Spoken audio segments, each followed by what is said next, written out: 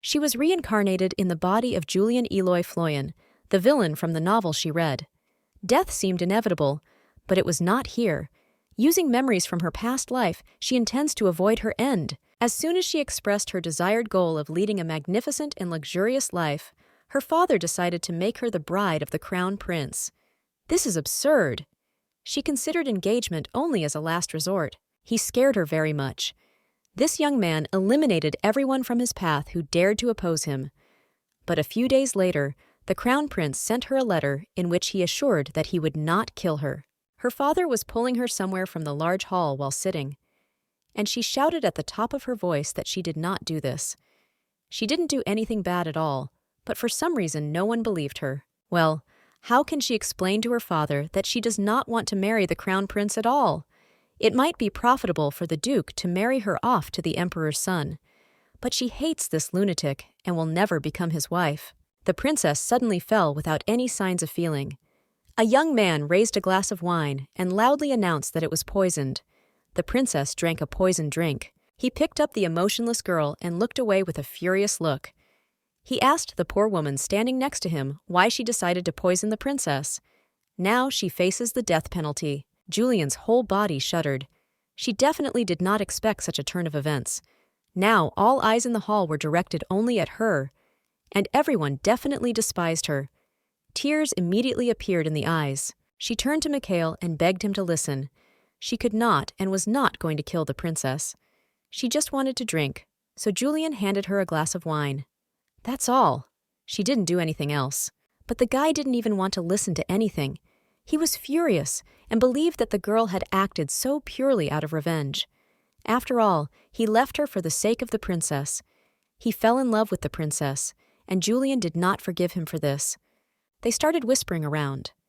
No one doubted that the girl did it precisely because of jealousy. She could not forgive the son of the Marquis of Hesse, and therefore took revenge in such a terrible way. Some words about her were indeed true. She loved Mikhail very much and could not imagine life without him.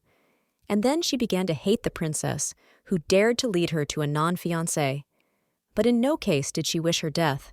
The emperor was furious at what had happened. He jumped up from the throne and shouted that the criminal should be immediately taken away from here and locked in the dungeon.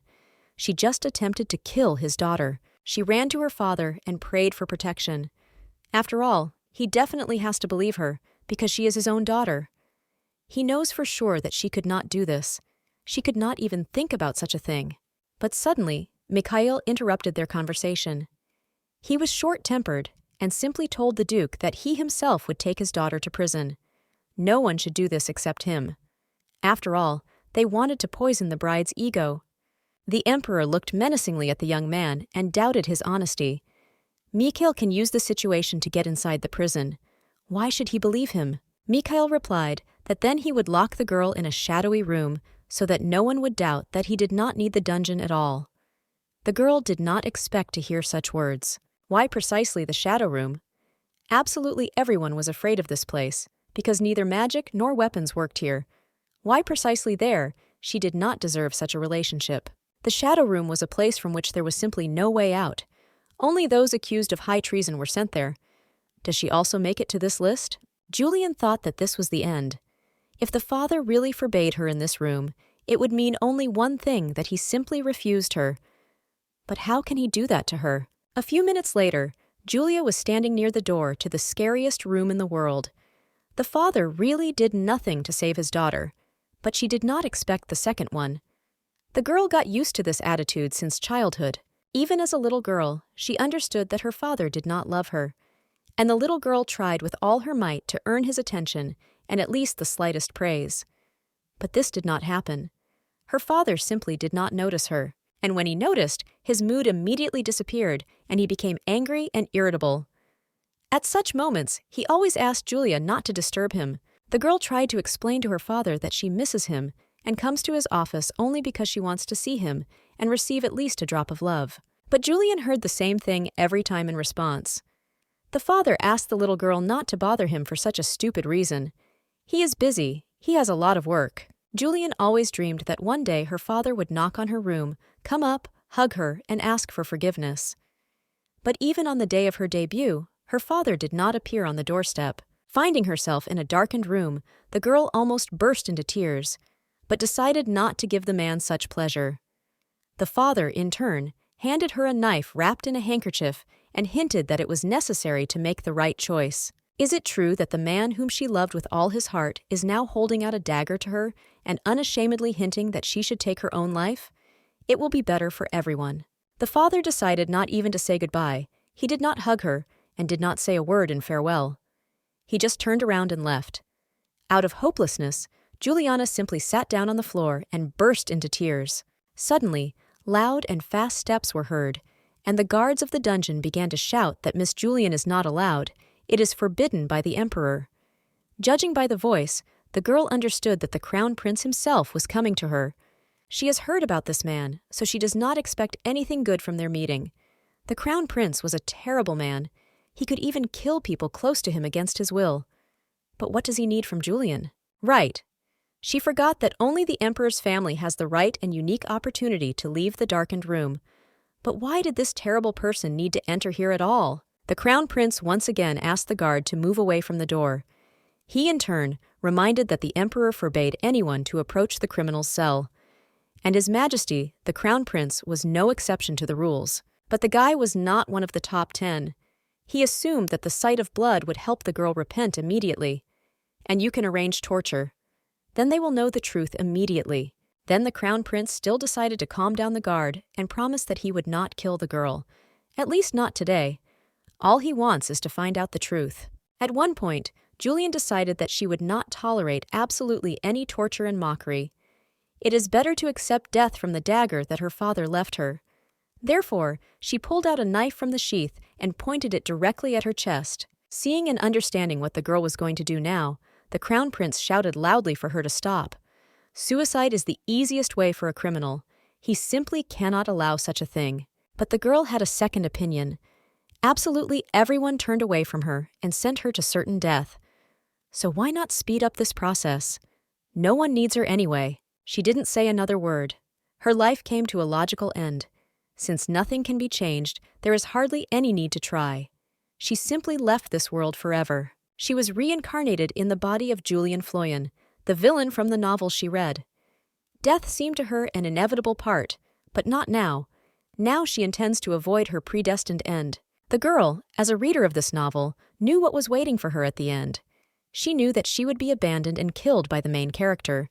Therefore, I decided to act. For herself, she became the villain Julian, and now told the young man that she definitely wanted to break up with him. Tot was extremely surprised, to say the least. The guy immediately flared up. What kind of absurdity is this? Where did these strange thoughts come from in the girl's head? What is she talking about? Does she think that Mikhail will believe in this nonsense? Young Marquis Mikhail Hessen was a very self-willed person. But she loved this man, who was also the main male character of the novel. His reaction was natural.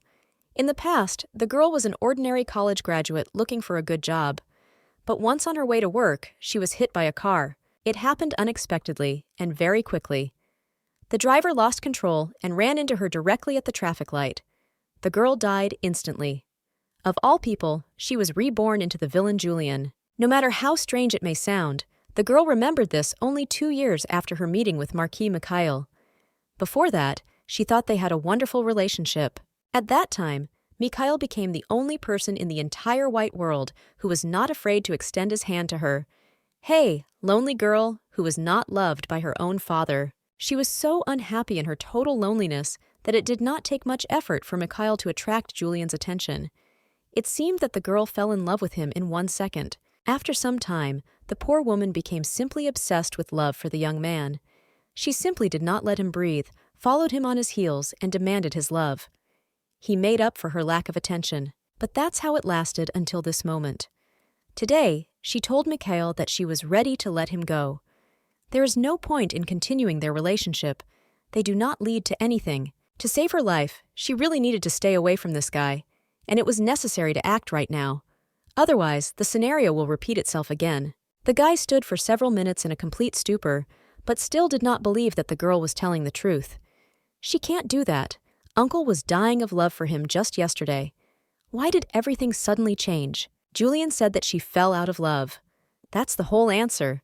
In turn, Mikhail accepted the parting, but asked the girl never to see him again in his life. This is exactly what the girl needed. She did not want to see him.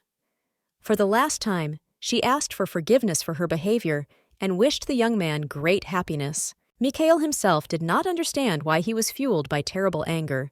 He clenched his fist tightly and thought about something. Undoubtedly, by her behavior, Julian only wanted to attract his attention. Julian, on the other hand, smiled sincerely for a long time. It felt like she had lifted a very heavy burden from her shoulders, and now she could breathe on her chest. The girl was going to her room, but it was not possible to get there. Her father met her in the corridor. The expression on his face did not bode well. Julian shuddered. Never in his life did the Duke come even to the door of her room. So why is he deliberately waiting for her now? At this moment, she least wanted to see her father. Duke Regis Adrafloen was Julian's father. He was the only girl. The man looked quite young and attractive, and he was the best swordsman in the country. And even from the novel, Julian knew that he would never love his daughter for the rest of her life. He will even give her a dagger so that she can commit suicide. That's what her father was like. Julian shuddered. Why did the father come to her? This has never happened. She froze in a bow and greeted politely. She knew very well what her father really was, because she had carefully read the novel more than once. So, something very important happened when a man stood at her door. Julian was always afraid to look her father in the eye. But now she did it. In this life, instead of seeking his affection, she uses his money. Julian decided to be polite and not show that she was scared and a little embarrassed. After all, this is her father. He must be terribly tired while training. The man looked at her with the same cold gaze, and absolutely nothing was read in this look. She could not understand what the man was feeling at that moment. The girl bowed once more and said that she was going to her room to rest a little. The father also needs rest. Training takes a lot of energy. When she was on the last step of the stairs, she heard her father's sullen voice. He reported that there was no training today. Julian just froze in place. Maybe it's her fault too. She was so engrossed in following her beloved Mikhail that she completely forgot what days her father had training. But in principle, it did not bother her much. Her personal life and loved one were much more important to Juliana. She tirelessly continued to follow him, and he, in turn, tirelessly continued to have fun with other young ladies. After thinking for a while, Julian decided to tell his father that she had broken up with Mikhail. After all, he is her only relative and should know about such an important event in his daughter's life. It seemed that this news was extremely unpleasant for the Duke. He changed his face, looked at the girl, and briefly asked why it happened. Julian predicted that her father would not like such news. After all, the young Marquis of Hesse was her father's favorite. He treated Mikhail well because he served under his leadership. She did not ask for support and understanding from her father. She just honestly said that she knows perfectly well how Mikhail really feels about her. She is simply indifferent to him. He does not love her one bit. Duke Floen was silent for a long time. He did not count on such an outcome. He dreamed that in the future, Michael would become his son-in-law, and then, when the moment came, he would take the emperor's throne. After all, she was the only child in the Duke's family. Therefore, the issue with the heir to the throne was especially acute. The Duke understood this very well and kept it under control, but Juliana was not going to give up and married the first person she met. She told her father that she wants a man who truly loves her as her husband. After Julian voiced her thoughts, the Duke, without saying anything, turned and simply walked away. Apparently, he did not take her words seriously, or simply did not consider it necessary to react in any way. What is she talking about at all? What kind of paternal love? The Duke did not believe his own daughter, and personally saw to it that she was sent to prison right in the middle of the holiday. Juliana shouted after her parent to leave her alone, as it was before today. She will lead a peaceful and calm life and will never disturb him. It seems that the princess had a terrible day today. When she was not in the mood, she smashed absolutely everything around her that she could reach. Now her anger went beyond the limits. The servant had been standing near the door to the girl's room for several minutes and was afraid to enter. Today, the princess broke up with the Marquis of Hesse, so her mood was predictable. Finally, entering the room, the maid froze in surprise. The girl sat on the floor in the corner of the room and cried. Her eyes were swollen from tears. The princess, in turn, was afraid that she would be seen in such a state. She turned sharply away and pretended to yawn. Then she told the maid that she had changed her mind about taking a bath. She is very tired during the day, so she immediately goes to bed. Marilyn, the maid, did not know how to behave in such a situation, so she simply stood and waited for the young lady to follow. The princess was clearly not well. The maid simply bowed and said that she does not insist on anything. Let the young lady rest. Hey, you need to gain strength. The girl was really very grateful to her servant because she did not ask stupid questions, but understood absolutely everything. Marilyn was a very smart girl. When the last maid left Julian's room, she immediately stopped crying, and a sly smile appeared on her face.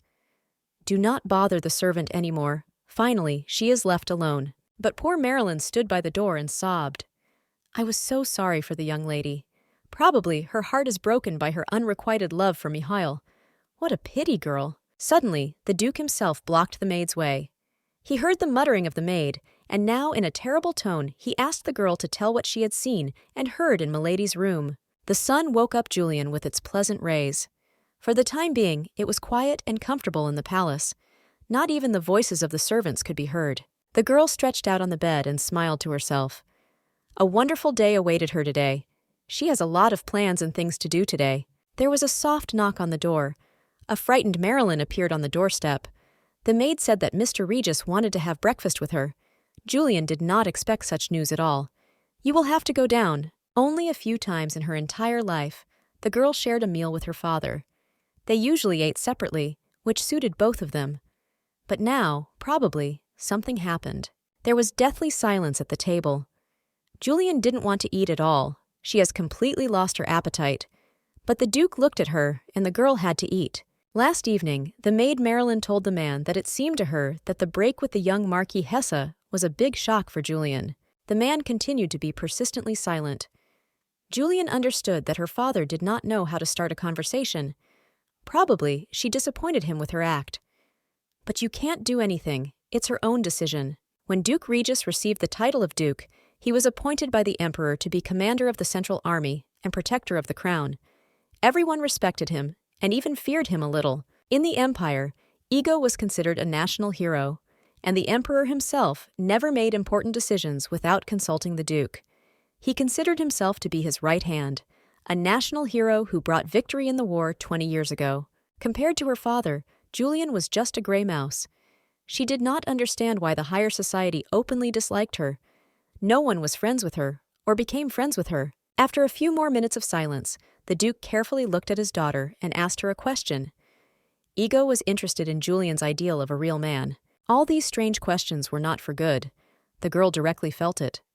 Therefore, in her turn, she asked why this information interests the Duke. The Duke slyly glanced at the girl. At first he did not answer, and then he decided to hide the real motive. He replied that he was just curious. After all, he is her own father. Oh ho! Finally, he remembered that he had a daughter. It is very curious, because before he was not at all interested in her life, neither personal nor public. What has changed now? And then a stupid thought came to mind. He decided to ask her about her personal life for a reason. Perhaps he wants to introduce her to someone. He is looking for a suitor suitable for her status. He is trying to find a suitable son-in-law for himself. After all, he must make someone his successor. This will be someone who will suit his interests and follow his views. The girl decided to cheat and answered his first question. She told Duke Regis that she was looking for an ideal man for herself, and that he definitely had to be stronger than the Duke himself. The man looked intently into her eyes, and Julian decided to continue her idea. She said that this will not happen, she will not marry, because there is no one stronger than her father in the Empire. Interestingly, the Duke noticed that she is pretending. In the next second, he asked his daughter if she was honest with him. So, in fact, the man suspects something. Julian feigned a wide smile. The girl said that she is extremely honest. Everything would be fine, but such a person as her father will not be found in the whole world. He is strong, brave, extremely influential, and very smart. There is no other like it in the whole country. He is the pride of the nation, and she wants a husband who looks like her father. Julian lied and didn't blink. It was necessary to say that it must be someone on the level of the father. Still, it will be difficult to find such a person in the whole country. The girl continued. Money, honor, family values, beauty, a beautiful mind, and military skills. She will not marry a man who does not have all this. The Duke watched his daughter intently, and in general, no one at this moment could have guessed what this man was thinking. Not a single muscle twitched on his face. Then the father again turned his attention to the dinner table and slowly took a glass of wine. After drinking a little, he invited his daughter to take a walk in the garden. Just like father and daughter. These words were like thunder in the middle of a clear sky. Never in all 18 years did her father offer Julian anything like that. He never played with her in his life, not to organize walks in the garden. What does he actually achieve? Then it turned out that they would not be walking along flower alleys at all. The father took her to the most crowded streets of the city and then turned to the capital market. In one of the souvenir shops, Julian noticed a cute rabbit. The statuette was decorated with precious stones. The girl did not understand who could buy it for such a huge price. Duke Regis saw what his daughter had noticed and asked the seller to pack the expensive figurine. He bought everything Julian looked at. Walking around the market tired the young duchess considerably, and she told her father that she would like to return home and rest a little. She was quite exhausted by the noise of the street. The man did not object, but suddenly a girl in a black hoodie appeared in front of her. Julian immediately drew attention to the stranger. She was slender, but it was immediately obvious that the girl had at least some strength. A huge steel sword flaunted the stranger's side. Duke Regis asked his daughter to wait for his ego aside. He himself moved to a stranger with a sword, and they began to actively discuss something. So the father was familiar with this girl before. After the disappearance of Lady Julia, the previous protector of the queen, it seemed to her that there were practically no female guardians left in their country. The first lady disappeared, and all the female warriors followed her. Julian stood aside and, covering herself with an umbrella from the sun, secretly watched this strange couple. What could connect her father with this woman? People started whispering around the girl on the street. This is the same famous Duke Regis. So then the most notorious lady should be next to him. Julian decided to move away and find some quiet place for herself. So the girl ended up in the armory. A good-natured host met her and happily invited her inside. But why is it a weapon? She just didn't get there. But the seller did not even pay attention to this. He immediately ran up to the girl and began to ask what weapons the young lady would like to purchase for herself. He will help her make a choice without any problems. Suddenly, someone's heavy but too confident steps were heard behind. Turning his head, Julian saw the knight. She was a little confused and did not know how to proceed. In the next minute, the girl decided that she would not be afraid, so she turned around completely and looked at the young man. The first thing she noticed were red eyes that sparkled with an evil fire. In the next moment, it seemed to the girl that she was staring too openly at the stranger. But he overtook her, asked why she was looking so intently, and then ordered to get out of here. It was immediately clear that the knight was clearly in a bad mood. But there was something about him that Julian simply could not look away from his beautiful face. She continued to look at him. The situation had to be rectified somehow. The girl came to her senses and asked the owner of the shop to sell her some strange contraption. She didn't know what it was, so she just pointed with her finger. Now it was the knight's turn to be surprised. He even chuckled under his breath. Why does this young girl need an expensive set for polishing armor? Does she even know what it is used for? Julian understood that she was being watched by two men who knew how to use weapons. Therefore, the girl added that she was going to clean the fittings on the furniture, and this thing would help her a lot. The seller was not at all surprised by this use of the product, but he said that one set would not be enough for furniture in the whole house. Now he will bring a few more pieces from the warehouse. But then something happened that threw Julia off balance. The guy put down a gold coin and, grabbing a kit for cleaning armor, hastened to leave the armory. The girl decided to catch up with him. He gave too much money and did not wait for the return. Probably the guy is a foreigner, because in her country, an ordinary family can live for 2 weeks for 1 gold. Juliana tried to explain to the stranger that a coin can buy several dozens of sets for cleaning armor. Don't waste money like that, even if the guy's chickens don't peck at it. The young people did not notice how the seller returned. He was holding a dozen cleaning kits in his hands. The man was happy because he would be able to make good money from these young people. Leaving the bench, the stranger met the night girl. She was already waiting for him. The girl reported that Duke Regis had invited my lord to visit his estate. Seeing that the young man was not in a good mood, the guard decided to inquire why the crown prince was so angry. Something must have happened while she was talking to the duke. In the end, she brought the Duke all the armor cleaning kits that the stranger had paid for. He never returned for the return, so the seller gave 10 sets to Julian. She briefly told her father about this story. He, of course, did not understand anything and called it all nonsense. It seemed to Julian that he also considers her to be nonsense, worthless, and useless to anyone. She returned home sad and completely broken. All she wanted was to get to her room as soon as possible and go to bed. The Duke was walking beside her and didn't seem to pay any attention to her. There was still a long staircase that led to the central entrance to the Regis estate. The girl walked and thought that she should not spoil her relationship with her father if she wants to get his money in the future. Suddenly, Julian's foot slipped and she lost her balance. At the end of this stupid day, it was not enough to fall on this endless ladder. The Duke will understand that she is a total failure. But, contrary to her expectations, the father reacted very quickly and picked up Julia, not allowing the girl to fall. He will probably be very angry. She had to hold back. Julian felt terribly uncomfortable. Father had never even taken her by the hand before, but now he carried her in his arms quickly and confidently. They were going to the crew, and he said that he would take her home. She began to twitch, but the Duke told her to sit still. She just froze. Well, how to understand this man? He is as cold as an iceberg, but shows maximum care. He said something to her, but the girl hardly heard anything. The Duke's voice floated away, and colorful circles began to jump and float before his eyes. A minute later, she lost consciousness. The man was not jokingly frightened. He did not expect such an outcome of events, therefore he did not understand at all how to proceed further. Not a single woman had ever fainted in his presence before. Duke Regis didn't even remember how he got home, how he put his daughter to bed. Now he was sitting in her bed on his lap and asked Julian to open his eyes. The girl was still unconscious. He could not lose her. I simply could not even allow such a thought. Yes, he does not show her his paternal feelings, but he loves her very much. Now she is lying so helpless, and he cannot help her. The fact is that the girl heard all the words of her father, and it was strange and incomprehensible to her that his feelings manifested themselves precisely now. He had never called him before.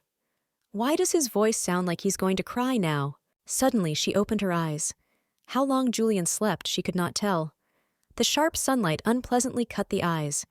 She clutched her head, she hummed with a strange aching pain. The next thing the girl saw was the confused face of their family doctor above her head. He almost cried with joy, because my lady finally woke up. His efforts were not groundless. He was very worried, because the girl did not get any sleep. The Duke said that he would blow his head off if the daughter did not come to her senses in the near future. And he tried very hard. After all, Mistress Regis was scary to look at. The man said that she could not regain consciousness for almost 3 days. And Julian thought that she was just fast asleep, that's all. It turns out that everyone here was worried about her. Marilyn burst into the room screaming, followed by the rest of the maids. All the girls were extremely glad that the young lady had come to her senses. They were all so scared for her life. Julian noticed the mountains of bouquets and gift boxes in her room. Marilyn immediately explained that these noble ladies sent her gifts with wishes for a speedy recovery. The door to her room suddenly opened, and Duke Regis appeared on the threshold. He was, as always, calm, and his face now showed absolutely no emotion. He turned into stone again. He calmly approached the bed and tried his hand on her forehead for the presence of heat, but the temperature was fine. He said that he was glad for her recovery, but Julian was still going to stay in bed. After these words, as expected, he turned around and headed for the exit. Calm, cold, and balanced. He made a gesture of goodwill and simply went to see his daughter. Probably, this is necessary for the ego image, and so that the servant does not say that he is callous and completely uninterested in the state of health of his own and only daughter. All this was done for the eyes of others. The palace continued to live its normal life, and the girl realized that while she was sick, flowers were sent to her only because she bore the surname Regis. They were rather a sign of respect for the Duke. The conclusion was self-evident. Without money and her father's influence, she will not be able to take care of herself normally. Without her father, she is nobody, and in high society no one will even remember her name. The next 2 days were spent on the fact that Julian was writing letters of gratitude to those distinguished women who sent her flowers during her illness. There was a huge amount of them. The main thing in her status is her reputation, and she must correct it. She needs to quickly try to fix her terrible reputation, which she has acquired by creating all sorts of stupid things. A few more days passed by reading books. As it turned out, these activities are very interesting, so Julian did not even notice how quickly time flies.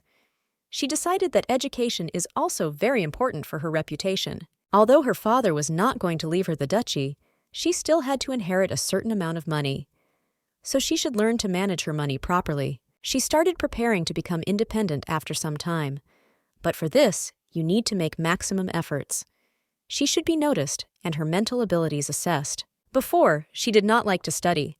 This activity seemed to her very boring and useless. Now her opinion has completely changed. Education above all. She sneaked into the Duke's office so that she could study there in silence and in the middle of books. But this morning, my father was there. He could not help but notice changes in his daughter's behavior. Julian really wanted to express his opinion on this matter. But the Duke, as always, was silent and watched. Once, in her hands, he saw a textbook on managing the duchy. To be honest, this caused great surprise in the man. Why does a girl like Julian have such smart books? Julian shyly replied that she was just interested to know what duties her father had to perform. Now she understands that management is a very difficult business. But then one very unpleasant thought came to the girl's head. Father probably thinks that she wants to take his place in the Duchy of Regis. Therefore, Julian decided to quickly correct the situation and added that it was just an ordinary interest. She had absolutely no ulterior motives. The Duke was silent for a while, and then he ordered the girl to sit down at his desk. Julian became noticeably nervous, then remembered that the doctor asked her to avoid stressful situations. But how to do it? If this continues, she will lose her senses again, and the doctor will have a lot of work. And Julian, I would really like to not repeat such a situation. The Duke asked if the girl knew the 3 main elements that make up the work of the dukedom. The girl sighed nervously and tried to relax. She recently read about it. A minute later, Julian calmly answered that these 3 components are buildings, land, and decrees issued by the ruler. He establishes laws, and residents are obliged to obey them. From the expression on the Duke's face, it was clear that he was quite surprised by the answer. The man had no idea about his daughter's deep knowledge in this field. For the next 2 hours, Mr. Regis examined his daughter in the literal sense of the word. He asked her 100 tricky questions about managing the country. To his surprise, the girl answered each of them without any problems. Half an hour later, she couldn't stand it anymore and asked her father why all this show was for. Wasn't it clear from the very first question that she is well-versed in management activities? The situation was saved by the butler, who quietly entered the Duke's office. The man said that the hostess is expecting a very important guest.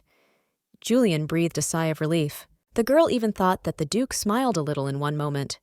Before leaving the office, the father handed her a book and asked her to read it. When he left the room, Julian decided to take the book in her hands.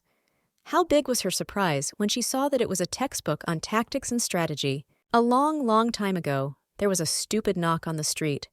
But Julian never closed her eyes. She was reading a textbook because she wanted to prove to her father that she was still capable of something. She wanted the Duke to be proud of her. Suddenly, a strange bluish light seeped out of the book. She opened the cover a little, and a beautiful precious pendant fell out from inside. It was a pendant belonging to her father. It must be returned. It was dark in the corridors of the estate. Therefore, Julian took the lantern and went to the Duke's office. Perhaps the father is still working. She will be able to repay him for the loss. Maybe he's looking for a decoration. Suddenly, around the corner, she heard a quiet but tense conversation between 2 men. The voice of one belonged to her father. The second voice she also heard somewhere. But where exactly, she could not remember. She decided to hide behind the column and listen to what the men were talking about at this time. She had never heard her father ever raise his voice at anyone. Julian hesitated. She understood that eavesdropping was not good, but she simply could not leave. Some force kept her here. Maybe he'd better go quietly to his father's study and put the pendant on the table. Then she heard the Duke address his interlocutor by name. He named his ego Max. Strangely, everyone had heard this name, but she could not remember who it belonged to. Who is Max? Thoughts were running in herds in her head, and Julian could not collect them in a heap. Here the young man asked the Duke to stop persuading him. I wonder who they are to each other, if they can afford to call each other by their first names. They must have good friendly relations. but she had never seen this person before. The stranger looked little like a knight from the emperor's army. Probably he is a mercenary. But her father does not deal with foreign mercenaries, which spoils his reputation. It was very difficult to see in the half-darkness, but when she looked closely, she understood who this stranger was. This was a strange young man, whom she had seen during the day in the armory. The Duke reminded the boy that the art of fencing is designed to protect what is dear to you, not to kill. It seems that the stranger has completely forgotten about it, so the man will remind him. The guy was silent for a while, and then answered that the teacher was wrong. It's more like a weakness. Julian wondered if he really called her father his teacher. What is going on here? When, after a while, the stranger called the Duke a teacher several more times, Julian realized that her hearing had not failed her. She did not know that Duke Regis was training someone. But why does he have this? The Duke, who had lost his temper for a few minutes, regained his composure. Already in an even tone, he told the boy that such weaknesses only make warriors stronger. The guy almost growled in protest. He was nervous and constantly burst into a low cry. He didn't want to hear about that. Max said that he still had a lot to do, so he was leaving now. Julian was indignant. How dare he speak to Duke Regis in such a tone? Who is he to allow himself such antics? From the outside, it looked very rough. Her father decided not to argue with the young man anymore. He calmly exhaled and said that Max will one day meet a person whom he will want to protect at all costs all his life. I wonder who Duke Regis was talking about. And even more interesting, did the Duke himself have such a person, for whom he was ready to give everything? Did he protect someone because he loved him? Suddenly the guy turned and started walking straight towards Julian. He said that he does not really believe that he will find his man, but it seems that he found the hiding rat just around this corner. Hearing about the rats, the girl was terribly frightened. She was very afraid of these animals. She started screaming and asking someone to catch this terrible animal, otherwise it will eat her. Max walked quickly to the column and told the Duke that now he would deal with this rat once and for all. But the Duke, in a sharp voice, ordered him to stop. It seemed that the guy did not really listen to the man's words and continued to go to Julian, who was still screaming in terror.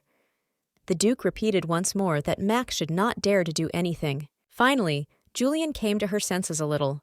Well, a rat can't eat it. The father is standing a few steps away. He will save her. The girl decided that it was not too late. She had to run away from here, otherwise she would be displeased. The pendant can be taken to the father in the morning. YMU decoration in the middle of the night. That's what Julian decided, and quickly went to her room. Life is still more expensive. The Duke was completely out of his mind. He turned to Max. How dare he call the girl a rat, knowing perfectly well who she is and who Regis is responsible for. The guy's insolence exceeded all acceptable limits. Max stopped, remained silent for a while, said that it was dark, and he did not immediately understand who was standing behind the column. He had nothing more to say. Everything was clear anyway. For 10 years, the Duke trained Max in fencing. The boy needed a sword to protect himself and his loved ones in the future. The learning process was very difficult for the boy, both physically and morally. He was quite a child, and they were already trying to make a real warrior out of him, without love, compassion, and a sense of guilt. His teacher, who turned out to be Duke Regis himself, was the embodiment of courage and fearlessness. He never felt sorry for the guy. The man was completely emotionless. Only a little daughter could evoke warm feelings in him. Kaktako mochet bit? The girl he met in the gun shop is Duke Regis's own daughter. That's it. But why then did the coach hide this information from him for so long? Max put himself on a short leash with his own hands. How could he miscalculate like that? But now he will not allow himself to have such a weakness. This is not an ego story at all. He vividly remembers that dark day when his mother asked Duke Regis to take care of her son. The boy cried from hopelessness and did not know what would happen to him after his mother's death. The Empress was terminally ill and knew that she had only a few days left to live.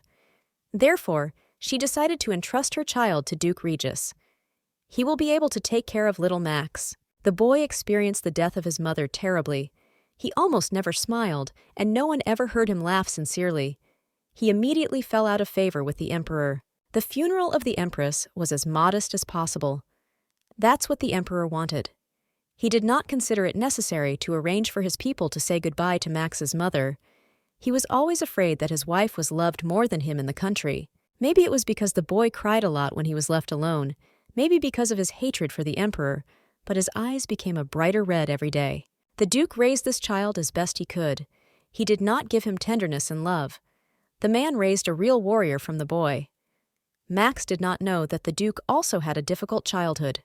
Regis didn't know what love was until he had a daughter. It was a small and tender lump of happiness. When Juliana called him daddy, the man simply melted. If it weren't for his little daughter, Duke Regis would never have realized what a monster he really was. Therefore, Max still has a long way to go. He will also meet a person who will become his world. Julian was afraid to get out of bed in the morning. There were big and aggressive rats everywhere. She called Melody to check if there were any rodents in the room. The maid was surprised by such a question.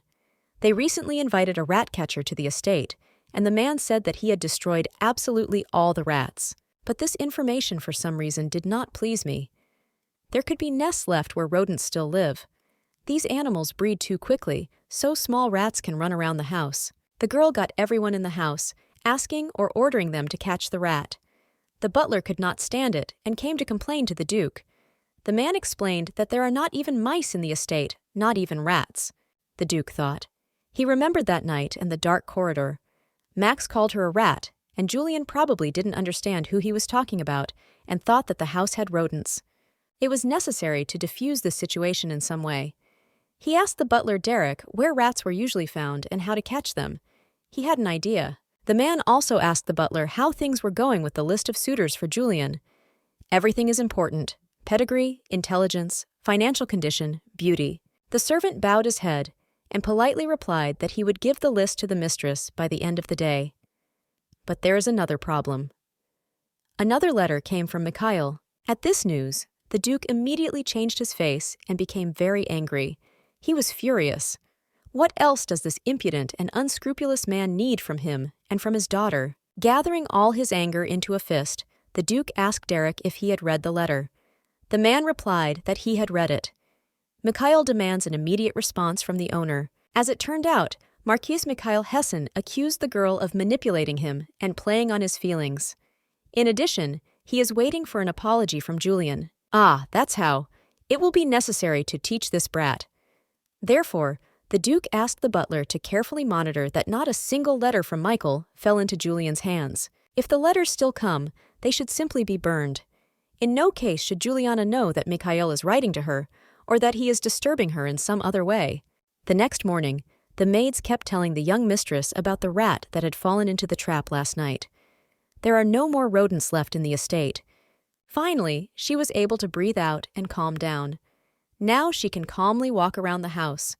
And the maid also reported that she had received a strange letter. As it turned out, the letter was sent to the girl by Count Arlo.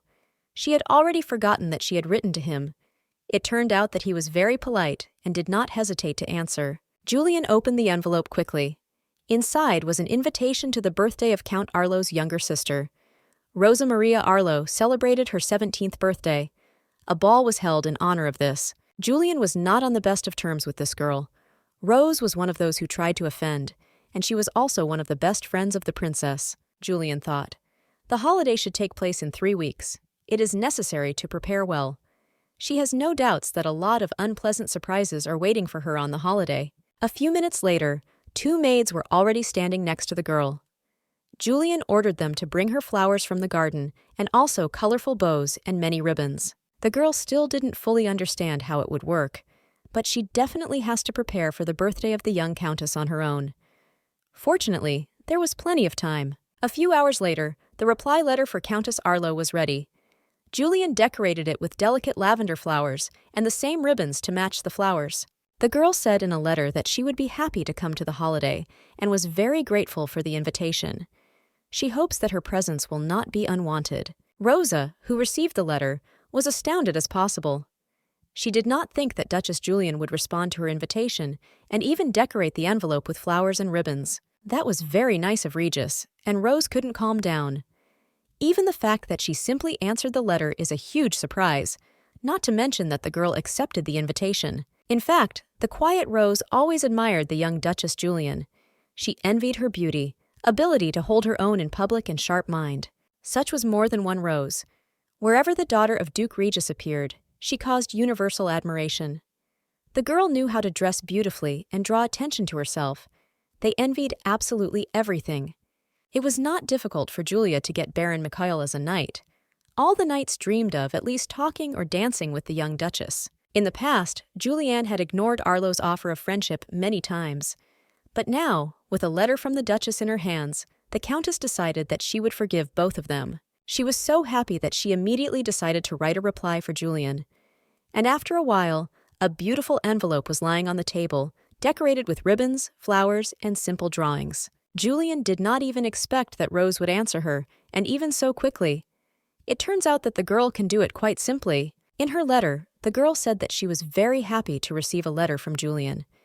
And she really liked how the Duchess decorated the envelope itself, so the girl decided to write a reply and also decorate her envelope with flowers and ribbons. It was very nice that the Countess tried to repeat her letter. Julia read line by line and smiled sweetly. It would be a holiday soon. In her message, Rosa said that a grandiose celebration was planned in honor of her birthday. The girl very openly informed absolutely everything. She expected the same from Julian. The Duchess decided to thoroughly prepare for this moment. Therefore, she studied Rosa's character and preferences in detail, using her stories from letters. Meanwhile, the correspondence between Rosa and Julian was actively discussed in high society.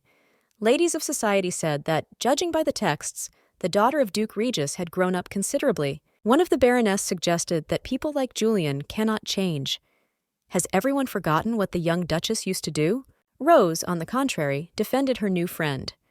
Although previously Julian behaved like a disobedient child, now she accepted her invitation, and even more so, she does not refuse a sweet correspondence. Everyone was very interested in what made the Duke's daughter accept this invitation. Previously, Julian attended only royal balls, ignoring all other invitations. Julian must be up to something. She accepted the invitation from Count Arlo's daughter. Rosa was not some outstanding person. In addition, the Duchess pays a lot of attention to the correspondence with the girl. She even decorates the envelopes with flowers.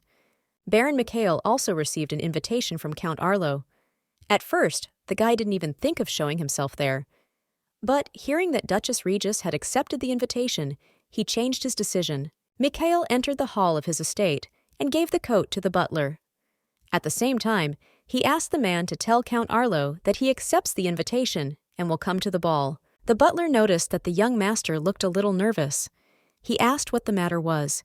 It turned out that the guy is waiting for a letter, but, unfortunately, the letters did not come today. The fact that Julian did not respond to his writings made Ego terribly angry. He has already sent several of them, but he has not received a response to one of them. She frankly ignored him. The head was bursting with pain. He was angry with himself, with the young duchess, with the princess, with Duke Regis, who used to be on good terms with him. Well, nothing. He will still show them all how wrong they were to ignore him. He did not believe that Julian had fallen out of love with him. She is probably just testing his patience. Well, that long-awaited day has come for everyone. Countess Rosa, Julia, and Baron Mikhail were waiting for him very much. Everyone had their own reason for showing up at this social dinner. But here one problem appeared. What gift will the young countess give? She cannot present her with any trinket. This should have been a meaningful presentation, and the girl quickly went to the garden for shopping. She did not want to show herself on the street, because she always attracted a lot of attention to herself. She had a clear goal, to buy a gift. Duke Regis listened carefully to his daughter, and said that he would let the girl into the garden only on one condition. She will go shopping only in the presence of a knight. He needs protection. She sighed. Arguing was useless. Julian agreed. But she did not expect that there would be as many as 12 knights. A whole crowd of armed men followed her around the city. The knights were not very polite to outsiders, and this really bothered Julian. A crowd of security guards first entered each store, and only then did the Duchess enter. The knights were also very surprised. First, she buys weapon cleaning kits, and then goes to a fashion store. The girl's tastes are very strange. Then we went to the workshop. A lone master was sitting there. The man was saddened by something, so he asked the delegation to contact another master who works nearby. Julian looked closely at the man. He was young and handsome, but his eyes were very sad. He said that no matter what family the guest was from, he could not help her. The knights looked around inside the workshop. It doesn't seem like there was a lot of work here. One of the guards suggested my lady to go to another master, more experienced and talkative, but the girl was against it. She said that it was Master Unwanted that she needed. She approached the man and said that she would like to make him a special order. Finally, the young man looked up at her to see who was addressing him. Opposite him stood a beautiful girl with magical blue hair. Jan recognized her. This is the daughter of a famous duke. But why did she turn to him? Why did he deserve such attention? Maybe she should turn to another master? Julian directly said that it was Unwanted that she needed. The guy got angry and asked the girl to leave the room. He is now in no condition to do anything. He will not create anything meaningful. The master got up from the chair and went to the utility room. He had no desire to communicate with a girl, but the young duchess said that she believes in his talent and is not going to leave. Jan stopped and seemed to freeze in place. He turned slowly and looked at Duchess Regis. Kak tako mojet bite? Does she believe in ego? But why, how is such a thing possible at all? Julian answered that she sincerely believes that things can come out of Unwanted's hands that are much more beautiful and unique than those of any other master. She is sure of it. It seemed to the master that because of the words he heard, the flowers around him began to bloom and the sun peeked out from behind the clouds. Such words are spoken by the Duchess herself. She considers ego to be the best master. He once again asked the girl to repeat the words she had just uttered. Maybe he misheard, but Julian repeated the same words as before. Tears flowed from his eyes, and Ian quickly turned away to wipe them away. The girl did not understand why he was behaving like that, so she asked what happened. He replied that a speck got into his eye and asked for forgiveness. Julian knew that in the future he would become a great and famous master throughout the empire. It's just that now it's hard for him because he had to inherit the modeling business after his father's death. In 6 months, he will become mega popular, and all because he will create a necklace for the princess in honor of her birthday. And now Julian has to establish a relationship with him. When the master calmed down a little and came to his senses, he decided to talk. The first thing he asked was what exactly the Duchess wanted to order from him and how she herself saw it. The girl smiled rather. She realized that she is good at persuading people, especially men. Now you can start a constructive conversation. Meanwhile, the Duke's palace was full of work. Butler Derek brought a list of potential suitors for his daughter to the Duke's office. The man has been waiting for him for a long time. Regis studied each name carefully. But in the end, he saw something that made him furious. Maximilian Keshen's name was on the list. It was this that infuriated the man. The ego must be crossed out immediately. A personal assistant entered the office and informed the Duke that an urgent letter had arrived from the imperial palace. His Majesty orders Regis to come to him for an audience. Juliana ordered a few things from Master John Fedor and, satisfied with herself, went on shopping. Last time, her father interfered, and I still had to buy cosmetics and other trinkets. The crowd of knights around did not bother the girl. Today, she decided to focus on herself and get maximum pleasure from the shopping process. In one of the jewelry stores, Julian saw beautiful cufflinks. They were decorated with precious stones of a magical blue color. It was impossible to take your eyes off this product. An image of her father popped into her head. These beautiful cufflinks would suit the Duke very well. He generally liked stylish things and always looked amazing. She will buy cufflinks and give them to a man. She still did not give the pendant to the Duke, but enough time had already passed. So that her father would not be angry, she would bring him these cufflinks as a gift, and at the same time, she would give him a pendant. So he will soften a little. She was so engrossed in cufflinks and her dreams that she did not notice at all how a young man approached her. He was all in black, but he looked very presentable. Julian shuddered. This was Radian, a cousin of Baron Mikhail Hessen. It was said about him in the highest circles that the guy is a real gossip. And it was pure truth. Radian Droyl's poisonous tongue ruined the life of more than one person. Despite its beauty, inside it was completely empty, and maybe filled with dirt and hatred for everyone. The girl coldly greeted the young man. She had not the slightest desire to start a conversation with him. It would be better if he pretended not to know his brother's ex-girlfriend. The guy bowed low. He asked not to communicate with him so formally. He is saddened by the fact that Duchess Julian broke up with his brother, but he has nothing to do with it. These are Mikhail's problems. He will later regret that he did not keep such a girl, but now the Marquis asks to be called simply by his first name, Radian. Next, the guy cheekily slapped the girl's hand. Compliments followed. Julian felt sick from this man's 100% pretense. But you have to be patient. He is clearly provoking her so that they can spread dirty gossip. It was not enough for a long time.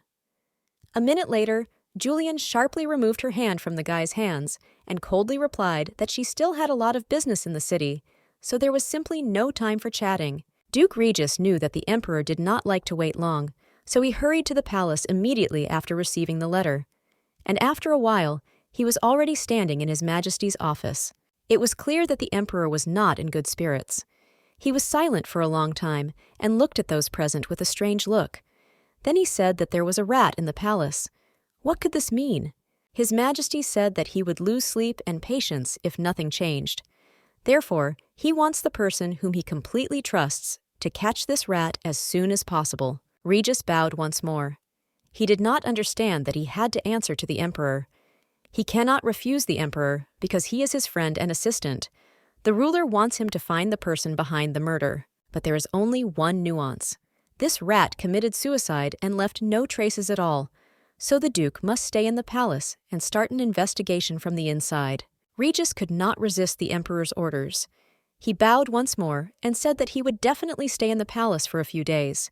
He is confident that he will be able to learn something about this case. The knights subordinate to the Duke were not happy with their master's decision. If the killer did not leave any traces, then the investigation will definitely be delayed. They will be stuck here for at least a week, or even 2. Everyone was quietly outraged. Well, why Herzog Regis is so disciplined and responsible? But he is the hero of the empire, so why should he investigate the murders? Regis himself was not delighted with the emperor's request, but he could not refuse him. Therefore, he asked the knights not to be upset and diligently perform their work, and you should not attract extra attention to yourself. No one noticed that the Duke and the knights were being watched. It was Max. He followed the man from the moment he entered the emperor's residence and did not let him out of control for a moment. How can this vile and stupid emperor give orders to such a person as Duke Regis? And he listens and obeys. The guy was disappointed in his teacher. Why does he not resist? To some extent, Max felt sorry for the Duke. How much longer will this brave and self-confident man allow the emperor to spin himself, using his weakness and sense of duty? A knight approached the Duke and informed him that his daughter had successfully reached home, accompanied by several guards. In the city, she bought a present for Lady Rosa and is preparing to go to her birthday. Max saw how happy the Duke was when he heard from the knight that his daughter had returned home and was safe. This is normal, because they are a family, and Regis, like a father, takes care of his daughter. It turns out that his teacher is not at all what he seems to the rest of the public. He is very cruel and strong in battle, quickly deals with enemies. But when it comes to his daughter's ego, he becomes soft and pliable. Whenever he thinks about her, his face changes and his actions become inexplicable. It is difficult for Max to understand his ego at such moments. He would also like to have such a father. But, unfortunately, his father is the emperor, an evil, short-sighted, and very cruel man who plays with his children as if they were toys. He even uses the Duke's weakness to keep his ego on a leash. For some reason, the boy remembered the Duke's words that some weaknesses only make people stronger. He could not fully understand this truth. But this is only now. He decided that he should see for himself what kind of weakness the Duke had. Only then will Max be able to understand what his teacher is talking about. The guy will go to the Duke's house to find out everything in detail. Meanwhile, a guest was sitting in Mikhail Hessen's house. It was his cousin, Radian Droyle. He came to tell his relative the latest news and, of course, gossip. Mikhail tried his best to be hospitable, but it turned out very poorly. He did not really want to listen to secular history. His head was occupied with completely different problems. Radian called him boring and uninteresting. The guy assumed that this is why Juliana left Mikhail and quickly found a replacement for his cousin. He considers it quite logical. Mikhail was in no mood to listen to the ravings of his stupid and talkative brother. And now, why does he raise this topic at all? He is uncomfortable talking about his personal life. Radian made himself comfortable on the sofa to watch the change in Mikhail's face and began the story. He saw with his own eyes how his ex-girlfriend bought precious cufflinks in a store. Of course, the cufflinks were men's. I wonder who they are intended for. As far as the guy knows, the girl has no brothers, and no cousins either, so she has a lover. The guy told in detail about a chance meeting in a store with Julian. Of course, he embellished a little and hinted that such expensive gifts are given only to very close people. And a relative hinted that usually cufflinks have a secret meaning. They are given to lovers as a sign of a secret relationship. And these words simply enraged Mikhail. But how could she do that to him? Radian continued to smile.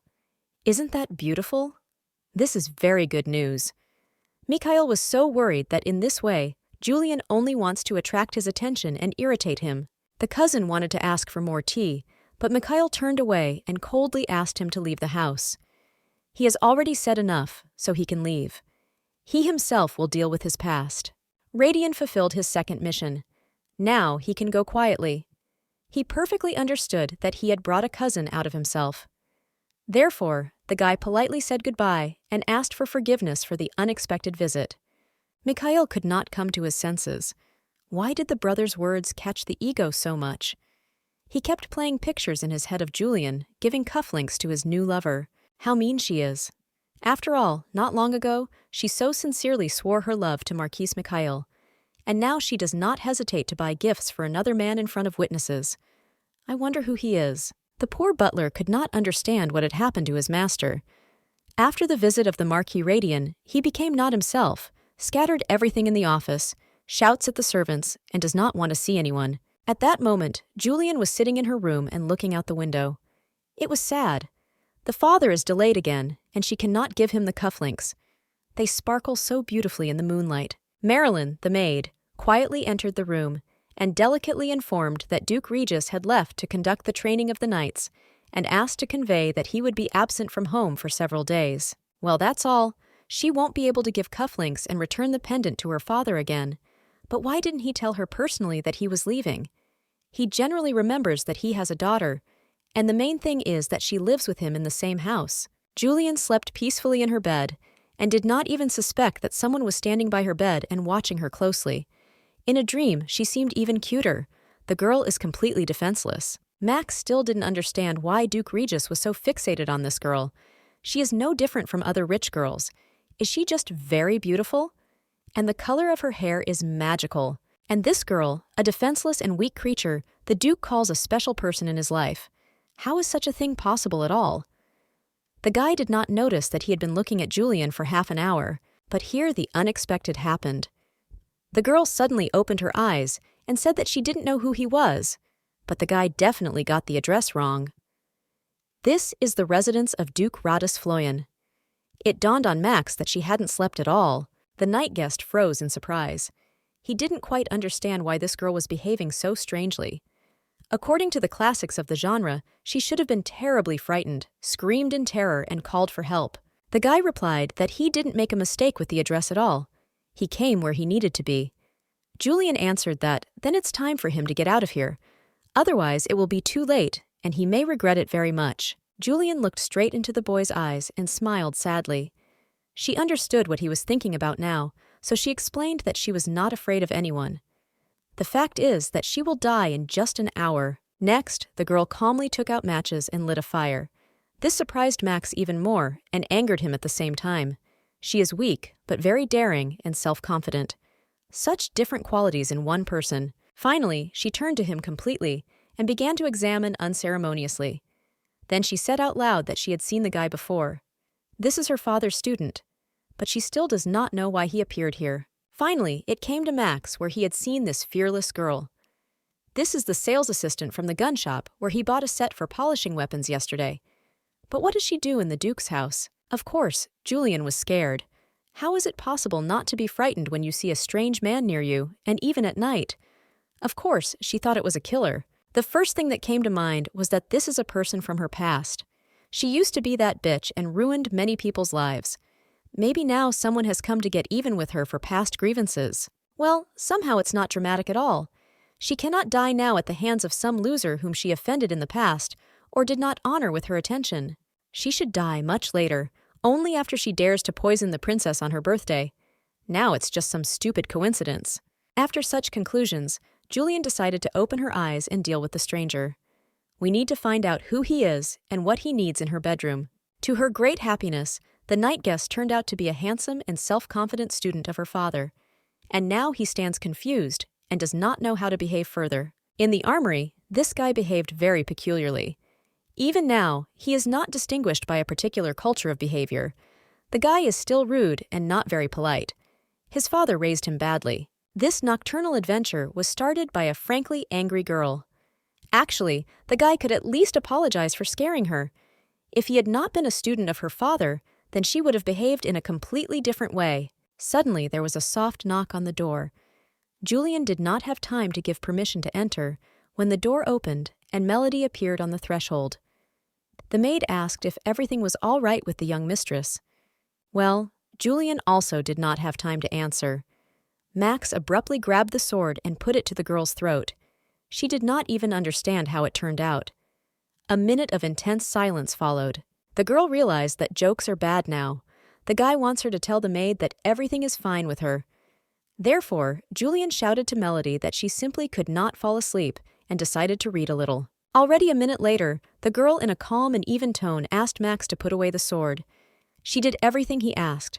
Maybe it's enough to play the terrible and formidable villain and explain why he's here. At the same time, the girl started to yawn.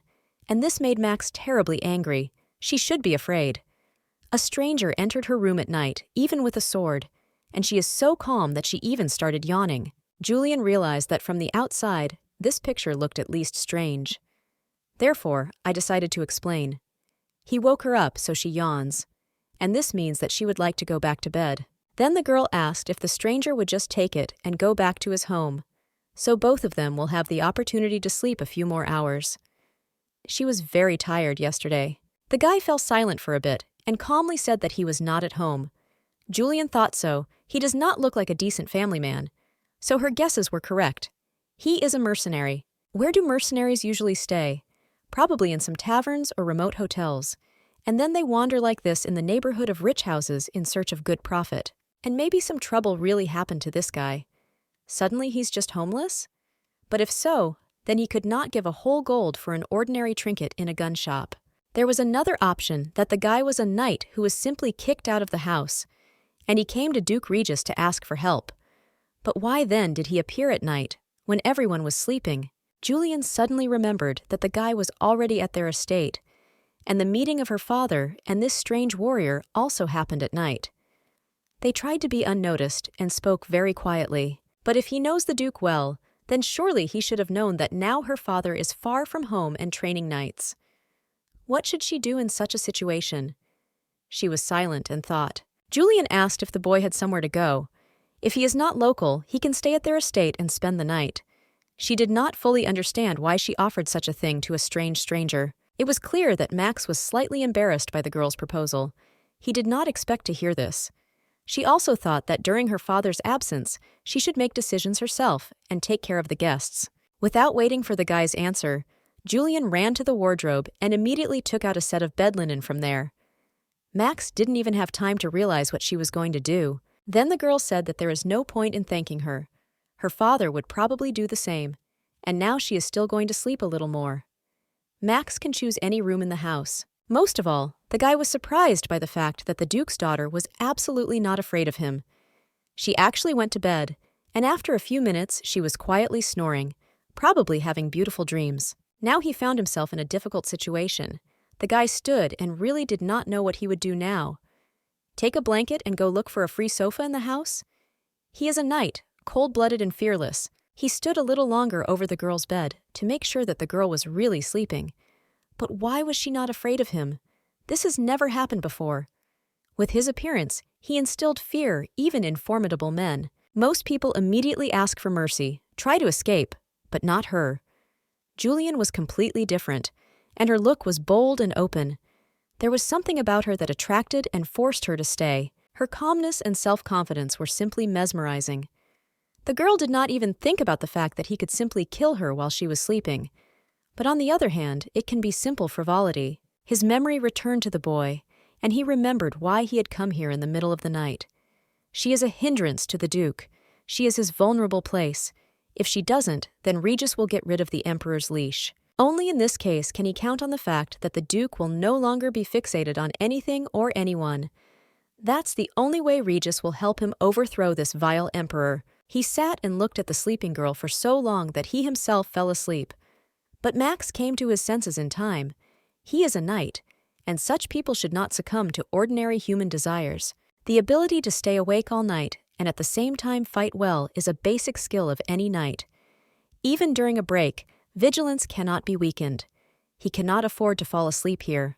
Thinking that he could quite control his sleep, the guy cautiously laid down on the edge of the bed and decided that he would just close his eyes for just a few minutes, so he will be able to rest a little. At this time, the girl had a nightmare. She saw a dragon in a dream that was attacking her house. She ran away, but the dragon was faster and much stronger. A fire was burning everywhere, and the girl wanted only one thing: to save her life. But at one moment, Duke Regis appeared out of nowhere and killed the monster in 2 counts. He warned the dragon that no one dares to offend his daughter. Otherwise, death awaits everyone. Fortunately, it was just a dream.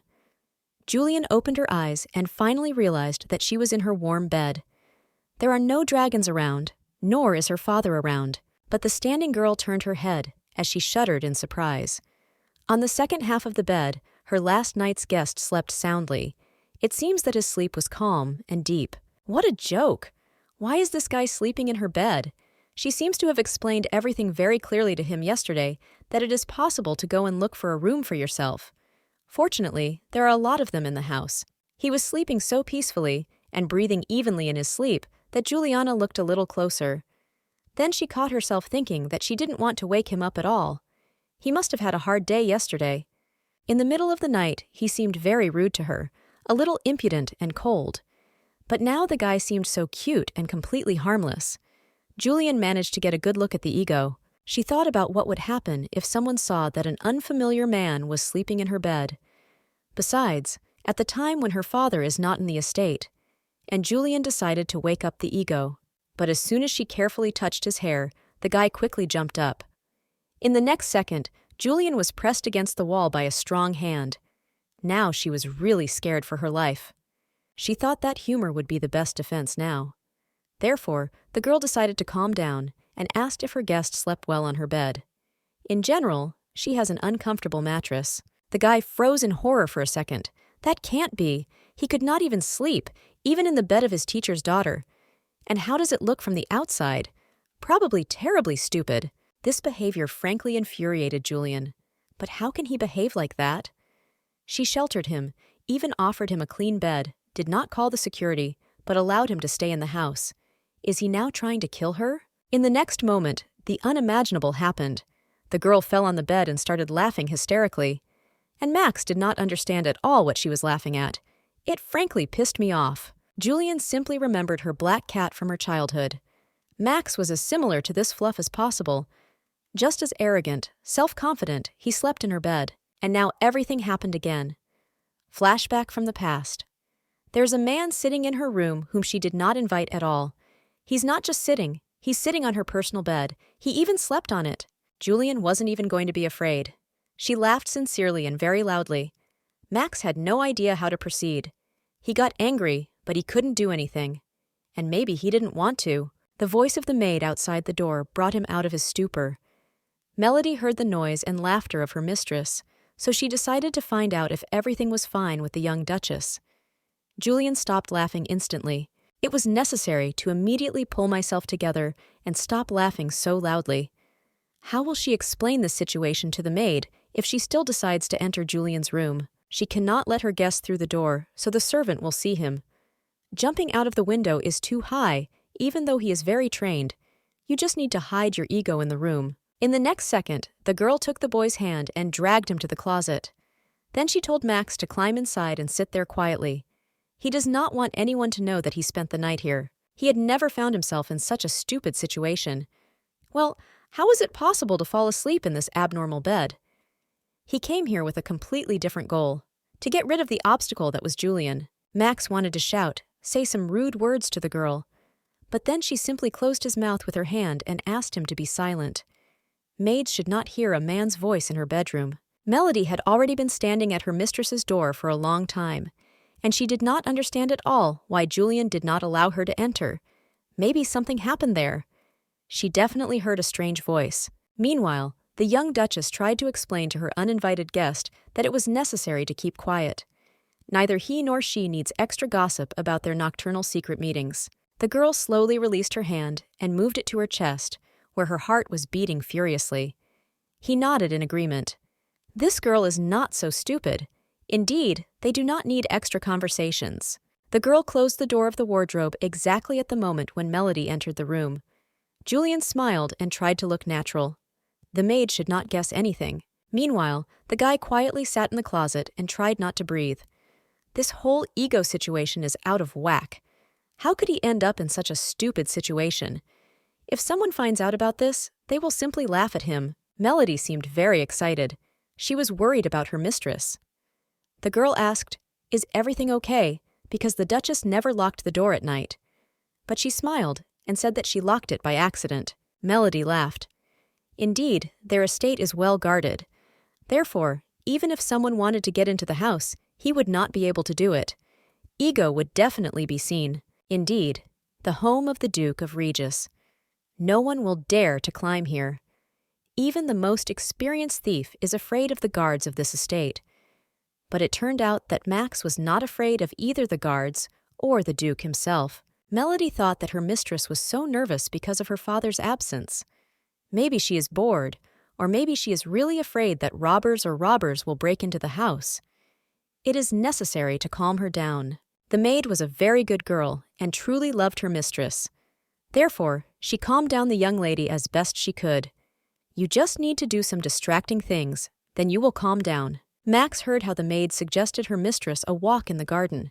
He also heard Melody asking about the strange bruises on Julian's wrists. How many people are still sitting here? It would be better for this girl to let him out of the closet before he goes for a walk with his maid. He has a lot of things to do and absolutely no time to hide in the closet. Then there was a long 20 minutes of silence. Max had mistakenly thought that Julian had gone for a walk. He decided to open the sash a little and look. It turned out that the maid lubricates the bruises of her mistress with some kind of cream. This picture made the guy angry. Why use healing ointments if she is not even injured? The girl just has bruises on her wrist and forearm. What could Julian come up with to justify himself? She simply lied to her maid that she fell off the bed at night. She had a nightmare. And she actively turned around until she was on the floor. At the same time, Max remembered how he suddenly thought that the girl was an enemy and almost killed her. Apparently, it was he who left the bruises on her hands and forearm. Somewhere deep in his soul, he felt guilty for his concession. As a strong and prepared knight, he did not calculate his strength in relation to a fragile girl. It turns out that the weak can be crippled very easily. He treated all the bruises with ointment. The maid calmed down and said that she was going to prepare breakfast. Finally, Julian was left alone in the room and was able to open the closet to let the prisoner out. When the door of the closet opened, the guy let out a loud sigh of relief. Beautiful blue eyes were looking at him, and the girl herself, as usual, was smiling beautifully. She was all very beautiful. The boy's expression was unchanged. He continued to be angry and surprised. The girl asked if he was hungry and offered to have breakfast together. Max did not understand this sentence at all. He asked why they should have breakfast together, to which he received a simple answer that it was more fun and the food was tastier. The girl said this in all seriousness, and after a few seconds, without waiting for the boy's consent, Julian calmly took his hand and asked him to follow her. Ego, the best of the knights, was now being led by the hand into the dining room to be fed. The guy understood that she was not joking at all. Julian continued to smile, said that they have a great chef and he should try his delicious dishes. There was nothing to do. He followed the mistress of the house into the dining room. There was already food on the table, and the first thing Max saw were green cucumbers. He could withstand everything except this terrible vegetable. There was deathly silence at breakfast. Julian ate with appetite, but the guy didn't even touch the food. She wondered why he didn't try the sandwiches. Does he really think that they are poisoned? Well, you can't tell that he hates cucumbers. A strong and self-confident knight who was raised by Duke Regis himself cannot cope with an ordinary vegetable. This is a shame. He took a small bite with great difficulty. A piece treacherously stuck in his throat. What is he doing here at all? He came to remove the obstacle and make his teacher free, and now he sits and eats breakfast with this nuisance. The girl smiled sweetly again. She was very glad that the guest shared a meal with her and tasted the dishes of their cook. Probably, in his Academy of Knights, he did not try such delicacies. This morning was the strangest in both Max's and Julian's life. He wasn't supposed to be sitting here, and she could not invite a stranger to the table without her father's permission. In the palace of the Asset Empire, it was rather restless. A huge number of people came and went here. Although the building was guarded by a large number of guards, no one felt calm. The chief chancellor of the empire, Duke Elios, was on his way to the emperor's reception room. The man was upset, as he had not been able to talk to His Majesty for the third day. It is not a fact that the conversation will take place today, and so it happened. At the entrance to the emperor's study, there was a guard who blocked the chancellor's way. He tried to explain that he had come to an audience with His Majesty. If this continues, people may have questions. The excitement will begin. Is it really true that the emperor wants to keep Duke Regis as his main bodyguard? It seemed that the emperor felt more at ease. He asked the chancellor what the problem was.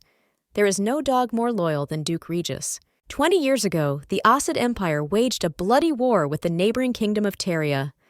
The young emperor was powerless and left the palace in the hope of hiding from the enraged army. But one ordinary knight, whom no one knew about, decided to defend his native empire. He was not afraid of enemies, and together with several dozen soldiers went to fight for his country. This is an ancient story about the cowardly ruler of the empire and the hero who won the victory for him. These were the current emperor and his loyal servant Duke Regis. Since the brave Duke Regis defended the ruler and spoke in his support, the overthrow of the emperor was avoided. But people remember what a coward their ruler turned out to be. If the emperor continues to give such useless orders to Duke Regis, he may begin to resent him. Instead, why not try will lure the killers into a trap. The emperor was very surprised by the chancellor's proposal, but he had his own opinion on this matter. Don't worry so much, he knows what he's doing. The chancellor can be free. But Duke Elios did not stop. If the emperor wants to restrain Regis, then he should return the crown prince. After all, the shadow of the past still lies on the man's reputation. The chancellor bowed to the emperor and for the last time asked to listen to his words. The people see everything and will no longer be silent. And Duke Regis will have the opportunity to overthrow the emperor. The emperor couldn't take it anymore. Ego was eaten away by anger. The chancellor has no idea what he is talking about, and it is definitely not this man who teaches the emperor how to treat him. His Majesty was absolutely sure that Duke Regis would not be able to harm him in any way while the ring was in his hands. That is why he did not listen to anyone's Soviets. It was quiet and peaceful in Duke Regis's estate. Julian sat in her room and read. After a delicious breakfast, she drifted off to sleep. And there were still many thoughts about last night. Her overnight guest was comfortably placed on her bed. He also tried to take a nap, and the guy was not at all embarrassed by the fact that he was lying on the bed where Juliana herself usually rested. The girl was a hospitable hostess, but there is a limit to everything. I really wanted to be alone. She could not wait for the night to leave their estate. The thought of the boy deciding to stay in their house until his father's arrival did not leave the girl. She just can't stand it. Julian looked at the guy, trying to hint with a glance that it was time to leave. But Max did not understand the hints, so the girl decided to ask a little about his relationship with her father. The guy replied that they have a good relationship. She already knew about this very well, because she watched their night conversation. Suddenly, the girl remembered that she had not given her father the cufflinks she had bought, and had not returned his pendant. Julian decided to ask the guy what her father likes. They spend a lot of time together, so Max must know if the cufflinks he bought will suit the Duke. But how to ask about it, she did not know. Max himself broke the awkward silence. He said that if a girl wants to ask him about something, then it's high time. He terribly hates empty chatter, and Julian decided not to pull. She asked if Max thought cufflinks were a good gift for a man of high status. She bought them yesterday in a jewelry store, but did not have time to give them to her father. There was a grave silence again. The guy didn't know how to answer Julian. No one has ever given him gifts in his life. He simply does not know what it is and why it is necessary. But who are they for? The guy jumped up like lightning and approached Julian. Does she really have a lover that her father does not know about? And why is this fact extremely unpleasant for him? What is happening at all? He looked at the girl with a ferocious look and finally decided to ask for whom she bought such an expensive gift. The girl replied that he had to guess on his own. Max began to recall that previously Julian met Marquise Mikhail and followed him everywhere. She didn't care what people would say about her. It didn't matter. But there were rumors that they broke up. Maybe now the girl wants to renew the relationship, so she bought cufflinks for Mikhail. But why is this stupid idiot? He is not worthy of her. He leaned even closer to the girl and said that such a pitiful and vile person is not worthy of such gifts. She is making a big mistake by paying so much attention to such an impostor. The girl opened her eyes wide in surprise. How could he say such things about her father? He is his student and said only a while ago that they have a wonderful friendship. And Max, not realizing that the cufflinks were bought specifically for Duke Regis, continued his moral lessons. He said that she is simply obsessed with a mediocre person and has lost her dignity. This conversation started frankly infuriating the girl. Julian shouted that she is not crazy about anyone, she just wants to establish a relationship with him. So I thought that a gift would be just in time. And why does he allow himself to call her father a mediocre person? The Duke does not deserve this at all. Besides, it was her father who made sure that Max became a real knight. Finally, it dawned on Max that the girl is now talking about her father, that is, about Duke Radish. What a stupid situation it turned out to be. He looks like a real idiot now. But despite all the shame, the guy softened a little, and a beautiful, gentle smile appeared on his face. I even looked. This guy is really handsome when he's not angry. But in the next moment, the girl's anger took over again. Why is he smiling? This knight does not see that he offended her, that he said vile things about her own father, and now he's just smiling. A few more minutes of strange silence passed, and the girl could not stand it.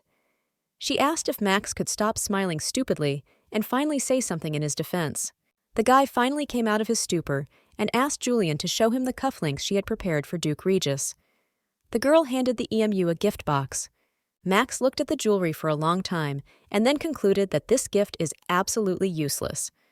Julian snickered and said that he does not understand such things as jewelry at all. It was possible not to ask. The guy again smiled enigmatically and said that he once made a gift to his father in the same way.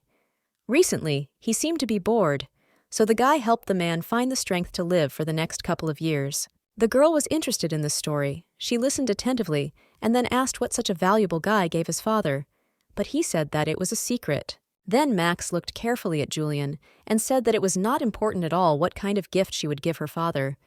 Duke Regis would still be extremely happy about it. The girl sighed nervously.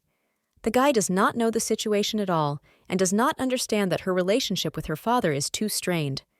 If everything were so simple, she would not ask a stranger for advice. The guy was very surprised by these words. How could she say such things about Duke Regis? This is the most good and just man in the entire empire. Does she not understand? How dear to this man! Max knew for sure that 100 Duke Regis would sacrifice absolutely everything to make his daughter happy. But apparently, the girl does not know this, or the Duke does not show his love for her well. Duke Regis, meanwhile, was doing his job perfectly. He imperceptibly watched from the windows of the Emperor's office. To be honest, the man is already bored sitting on a tree in one position. Suddenly, a small bird flew up to him and fearlessly landed on the man's hand. She was like his daughter, just as fragile and defenseless, and the man really wanted to return home, even for a minute. There was a noise under the tree, and the man saw a young knight, his assistant. The guy said that he brought news from home for the hostess, and that was already interesting. But in the next minute, the Duke was frightened for some reason. He left his daughter alone in the estate. Yes, there are servants in full security, but still he is not sure of her safety. And suddenly something happened. But the guy quickly reassured his boss and told him that everything was fine with his daughter. It's just that the girl misses and worries that her father didn't spend the night at home. It seemed that the man froze for a moment. He was not ready to hear such words. In general, Julian never said that she misses him and worries about his life. It was so nice. Now the Duke's assistant froze in amazement. The guy must have seen for the first time that the Duke could smile. He was glad that he brought good news to the man. The knight added that it seems that the young Duchess is not feeling very well, and because of this, she does not leave her rooms. It seems that she is very saddened by the absence of her father. The smile instantly disappeared from the man's face. He again became ordinary, gloomy, and unreadable. It was necessary to solve something with Max and his games. The man frowned, and ordered his assistant to immediately arrange a meeting with the emperor for him. He needs to talk to His Majesty, and immediately. In the residence of the Duke of Regis, life flowed slowly and measuredly.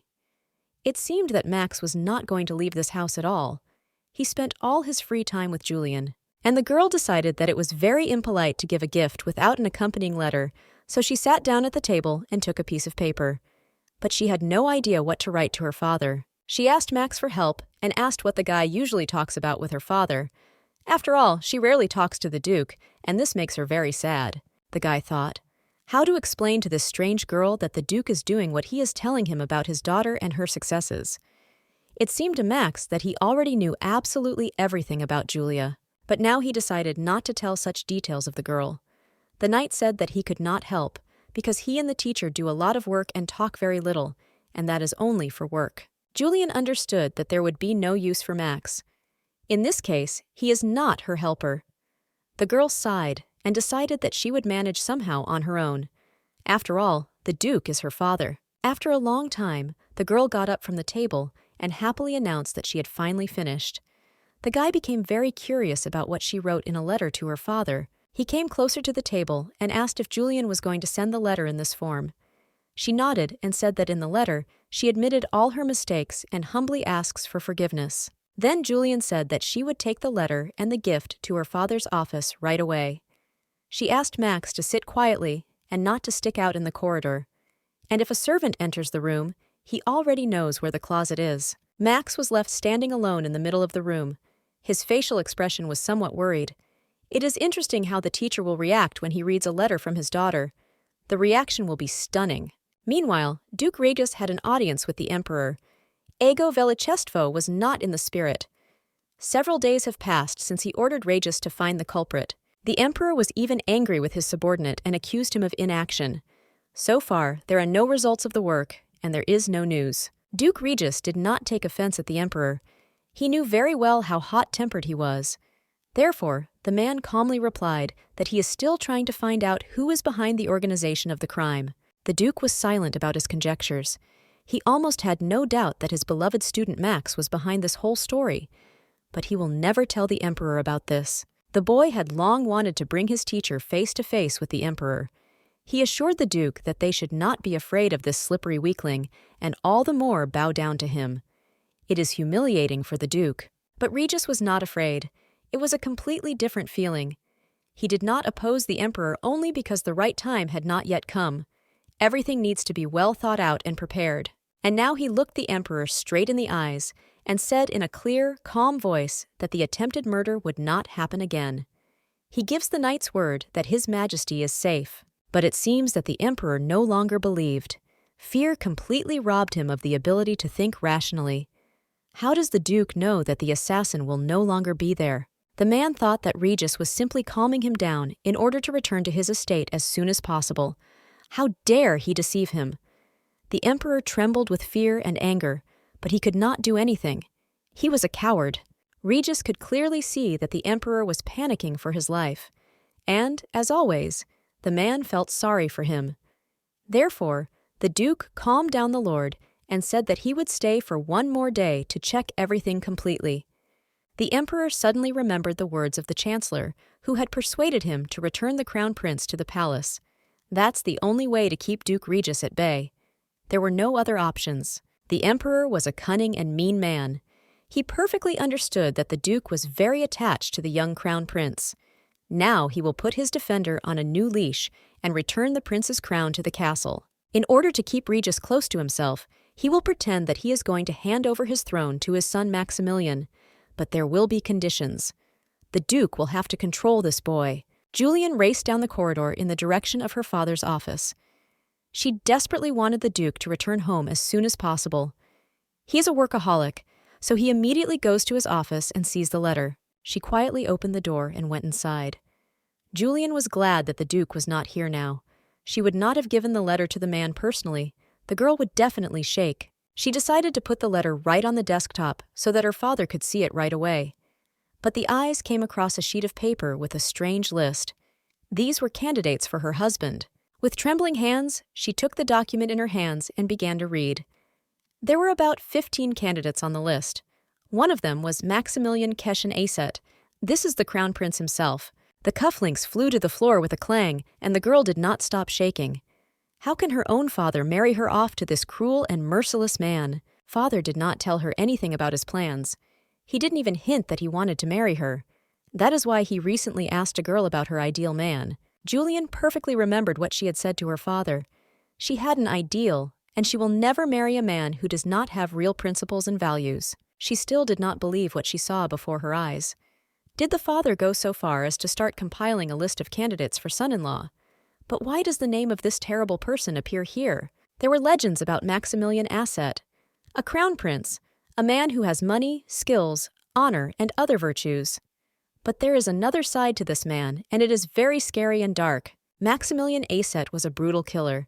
He even killed his own father in order to get the throne.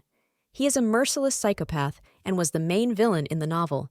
He was even going to ask the main character. A native father could do this to his daughter. Tears flowed from her eyes, and the girl wanted to run away somewhere to the end of the world, where neither her father nor Maximilian Aset would find her. During the time that the girl was not in the room, Max managed to get quite bored. The guy did not know what to do in these huge apartments, so he sat and looked at the locked door. Suddenly, the door opened quietly, and he appeared on the threshold in a dark hoodie. Max immediately jumped up and lifted the stranger, squeezing his throat. He begged to let him go. As it turned out, it was a messenger from the imperial palace. He sneaked into the duke's residence to see the boy and give him the news. The stranger told the young man that the emperor was behaving very strangely. He is nervous and afraid to show himself in public. The lady told Max to convey this information. The guy smiled maliciously, hearing the messenger's story. The emperor would not be nervous. Max's gift definitely knocked him out of the rut, so the boy tried hard. But the strong disappointed Max in the next minute. This is not the case at all.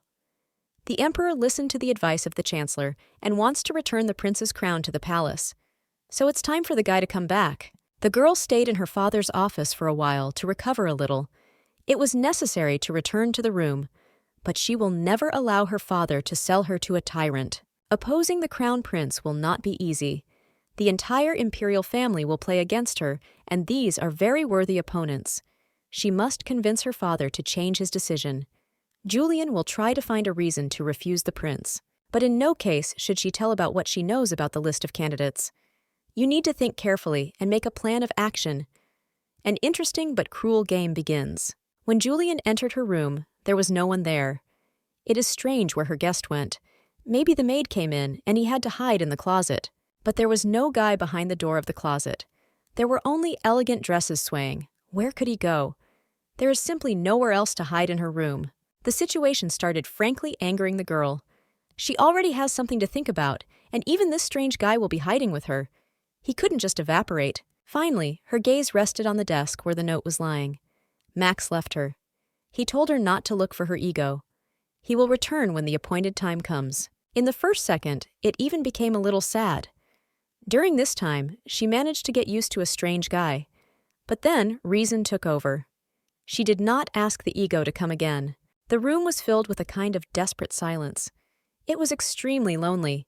Why did he leave without saying goodbye? At least they will do it impolitely. Max was in a hurry. He jumped on a horse prepared by a servant and sped away from the residence of the Duke of Regis. I wonder if his daughter has already read the note he left. The girl just couldn't get out of his head. And what if she starts looking for him? This can be expected from the Duke's daughter. This girl is brave and desperate. Now he thought that he had left this stupid note for nothing. On the way, he remembered every minute spent in his teacher's house. It seemed to him that being in the Regis residence was something completely natural. He felt at home. By evening, the boy reached the emperor's palace. Feelings were absolutely mixed. He did not want to see the master. Therefore, Max sent a servant, said that first he needed to take care of something. Julian fell asleep without going to bed. She was awakened by the bright rays of the sun breaking through the windows. The note from Max was still in her hand. All morning the girl was worried about her yesterday's guest. I wonder, did he find a place to stay? Then she thinks to herself that she remembers this strange guy too often.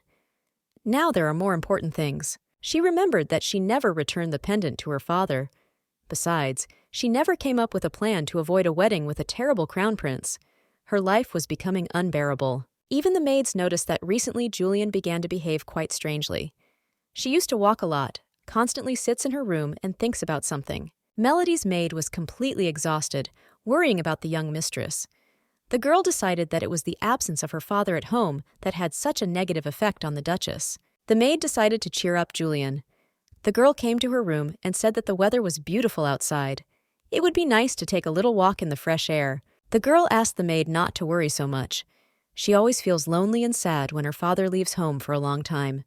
It will pass soon. Melody almost cried herself, looking at how sad her young mistress was. She can be boisterous, tough, and a little selfish, but she remained alone since childhood. The Duke did little with his daughter, and the maid could not stand it. She burst into tears right in front of Duslian and hugged her tightly. The girl promised that she would never leave Mrs. Julian and would always support her. The maid still managed to drag the young Duchess into the garden and offer her to have breakfast in the fresh air. But the girl was not happy even with her favorite strawberry cupcakes. Julian exhaled noisily when she managed to be alone for at least a few minutes. Melody did not want to leave her alone, and now she ran into the kitchen to get a cake. She turned out to be terribly annoying.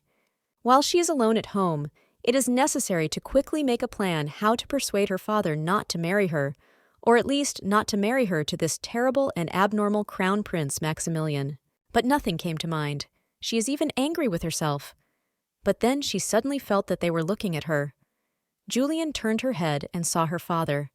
He came back before time. She loved her father madly, but just now she was not ready for him to return to the estate. How will she be able to develop a plan of action? She needed more time. She remembers exactly how Derek, the butler, said that the Duke would be away for about a week. So something important happened when he came back early. Maybe he decided everything with the groom. Out of confusion, she started talking nonsense. She asked how the training went, whether the Knights' Academy was in order. Then she asked if he was tired. Maybe he would rest a little. The man did not answer any of her strange questions, but he said that he would never leave her alone in this big estate again. He will try to pay more attention to her. She seems to have opened her mouth in surprise, all because Duke Regis had never said such words to her in his life. But why exactly now? Does he want to enter into trust so that it would be easier to convince her to marry? The father said that he managed to settle his affairs in the imperial castle and return home early. The man asked if the girl had lunch. If not, they could eat together. Then the father began to say generally strange things. It turns out that he is worried about her health. She needs to ask well, otherwise there is a risk that Julian will again lose consciousness from exhaustion. Of course, it is difficult to marry a girl who constantly loses consciousness, even if she is the daughter of Duke Regis himself. Even the crown prince himself will not want to marry such a woman. The Duke wants her to look good on the bride market. Now she will be afraid to tell him even about a common cold. He will get angry and immediately call a bunch of different doctors. The man was silent for a while. Then he looked carefully at his daughter and said that she had lost a little weight during his absence. Therefore, he invites his daughter to have dinner with him. This gesture on the part of the Duke was more than strange. But there was nothing to do. I had to obey and go to a joint dinner. Before, she could not even dream of such a thing, so why was she upset now? At the table, the conversation somehow did not stick. They were more silent, and both were focused on eating. Julian felt uncomfortable. The Duke asked if she had accepted Rosa Arlo's invitation. Julian sighed. How knowledgeable her father is. And where does he get information before everyone else? She replied that Count Arlo's daughter had invited her to a birthday party. From the next question, the girl clutched the napkin in her hand so that she almost tore it.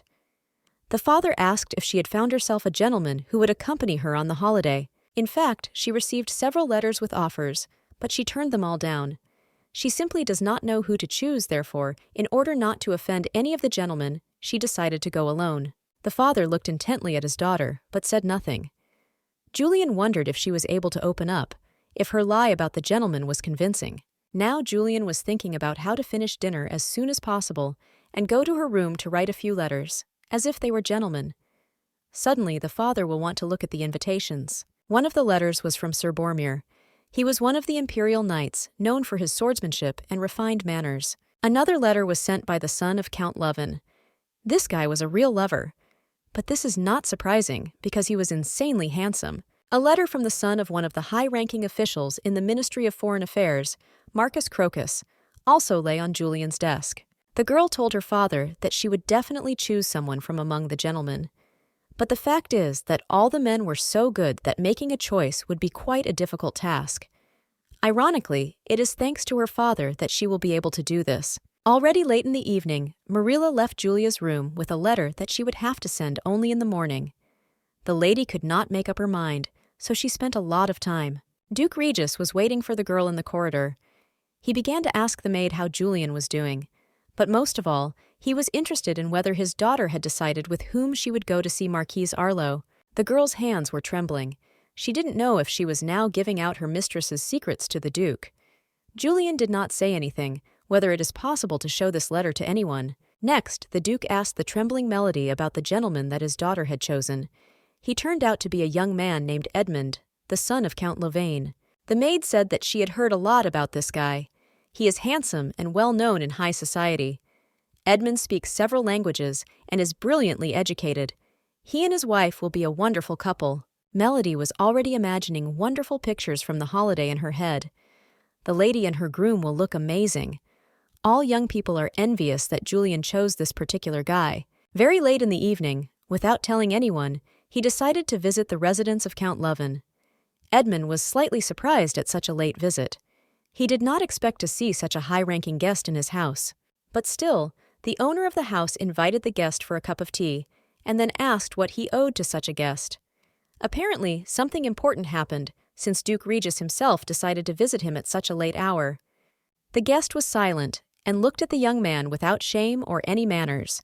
Then, a precious pendant with the image of a flower caught his eye, which was hanging around the guy's neck. The young man immediately realized where the Duke's gaze was directed, and with a quick gesture tried to cover the pendant with the edges of his shirt. Edmund looked confused, and did not know how to behave with the Duke. A minute later, Regis got up from his chair, once again carefully examined the frightened young man. And then the verdict was announced. The guy is not suitable for the role of a gentleman. He did not pass the selection. The next morning, the maids brought beautiful boxes to Julia's room. It turned out that the order that the girl made in the workshop of Jan Feder had already arrived. Julian was very happy with the package. Rose Arlo's birthday is very soon, so the girl was worried whether the master would have time to prepare everything for the appointed day. This evening was very important for her. When the girl opened the smallest box, she saw a small note from Fyodor on top. In it, he expressed his great gratitude to his muse, that is, Julian, for the fact that she returned him the ability to create. All the master's products were amazing and made in unique techniques. The maids could not fall in love with the gifts from Yana Fyodor. As expected, the master was a professional in his field. Suddenly, there was a knock on the door. The butler, Derek, informed the young lady that a guest was waiting for her in the guest room. Edmund, the second son of Earl Louvain, arrived to them. The guy is ready to answer my lady's letter. Julian did not expect that the young man would come in person. It was possible to simply send a reply letter. Now she will have to be polite and make herself a friendly housewife. Well, it might be for the best. Julian thought that it would be nice to meet her companion before the holiday and get to know each other better. She hadn't seen Edmund for a long time. He must have changed. The girl put on an on-duty smile and greeted her guest. She made a note to herself that the guy is really handsome. Although compared to Mikhail, he still loses. But then she suddenly remembered her father's student and concluded for herself that Max turned out to be more beautiful than both Mikhail and Edmund. But why did she remember the guy exactly now? The gentleman was telling something very entertaining, but the girl did not listen to him at all. She was thinking about Max. How is he doing? Has he found a place to live? Does he have something to eat? The girl even felt a little ashamed that, being in the presence of a gentleman, she was thinking entirely about another man. Edmund's words finally reached her. He asked for forgiveness. But for what? The guy fell to his knees and said that he mistakenly believed that Julian had already agreed to go to the reception with someone else. Therefore, he gave consent to accompany a completely different lady. The guy said that in the Empire, and especially in high society, there are rumors that Julian Regis is dating someone. Therefore, the guy was very surprised when he received a letter from the young Duchess. This was shocking news for the girl. Who even comes up with such stupid gossip? After breaking up with Mikhail, Ona left her father's residence only a few times. She became a real housewife. Where did the gentleman come from? Even Julian's head got sick from such nonsense. She decided to convince the young count and prove to him that she had no relationship. She spends all her free time at the estate. And maybe someone saw the father's student through the window? The situation turned out to be stupid and inconvenient for both young people. Julian asked the guy for forgiveness and ordered him to get up from his knees. "It's okay, don't worry, she'll just find a second partner." The girl tried to find at least some positivity or logic in the current situation, and of course she found it. She would at least know the rumors that they spread in high society. The guy was very happy with the decision of the young duchess and breathed a sigh of relief. His mood even lifted, and Edmund handed Julian a beautiful flower, offering to have lunch together sometime. But then, out of the corner of his eye, the young count saw how Duke Regis was watching their conversation from afar. Edmund turned pale in the same second and decided to quickly say goodbye to the girl. Finally, the important day has come, Rosa Arlo's birthday. The estate shone with cleanliness and a lot of decor and was ready to welcome high-ranking guests. All the guests were wondering how the holiday would go. Count Mastersky decorated his house. Last year, everything was simply drowned in roses, but this year the decorators exceeded all expectations. There was one more very interesting question on the agenda, to which no one has yet answered. Who will accompany young Lady Regis to today's holiday? To be honest, most of tonight's guests came here precisely because they could see the young duchess. Recently, nothing has been heard about her. I wonder what the reason is. There were various rumors. Many believed that after parting with Marquis Hesse, Julian found herself a second admirer.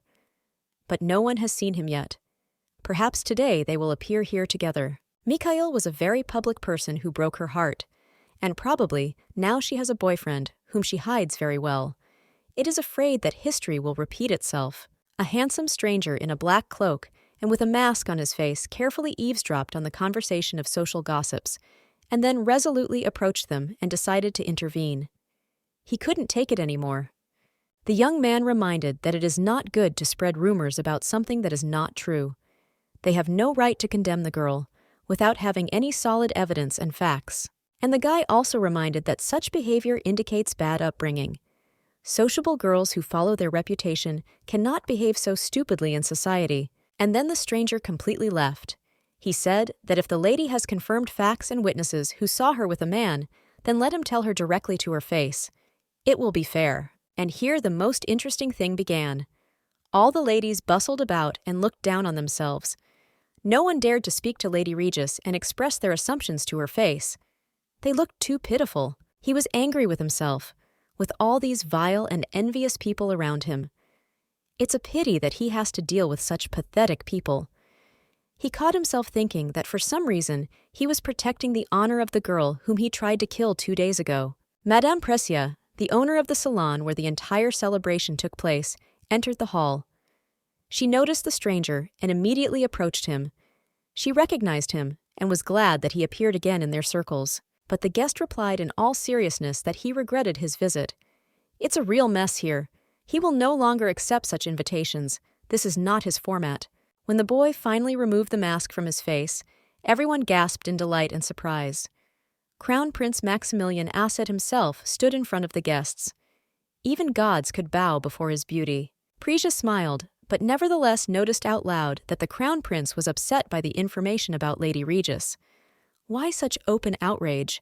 But the guy repeated that all this is pure slander. But there is no smoke without fire. The owner of the salon knew this truth very well. Usually the Crown Prince hid his emotions well. What angered the ego so much this time? Max himself perfectly understood that he had not respected these primitive creatures, even with a look, not with a word. But now something has changed, and he wanted to shut the mouths of these vile gossips. Then the guy said that he needed true information about Lady Regis, and he asks Madame Precia for help. But she answered that Julian's secret affair is a foolish gossip.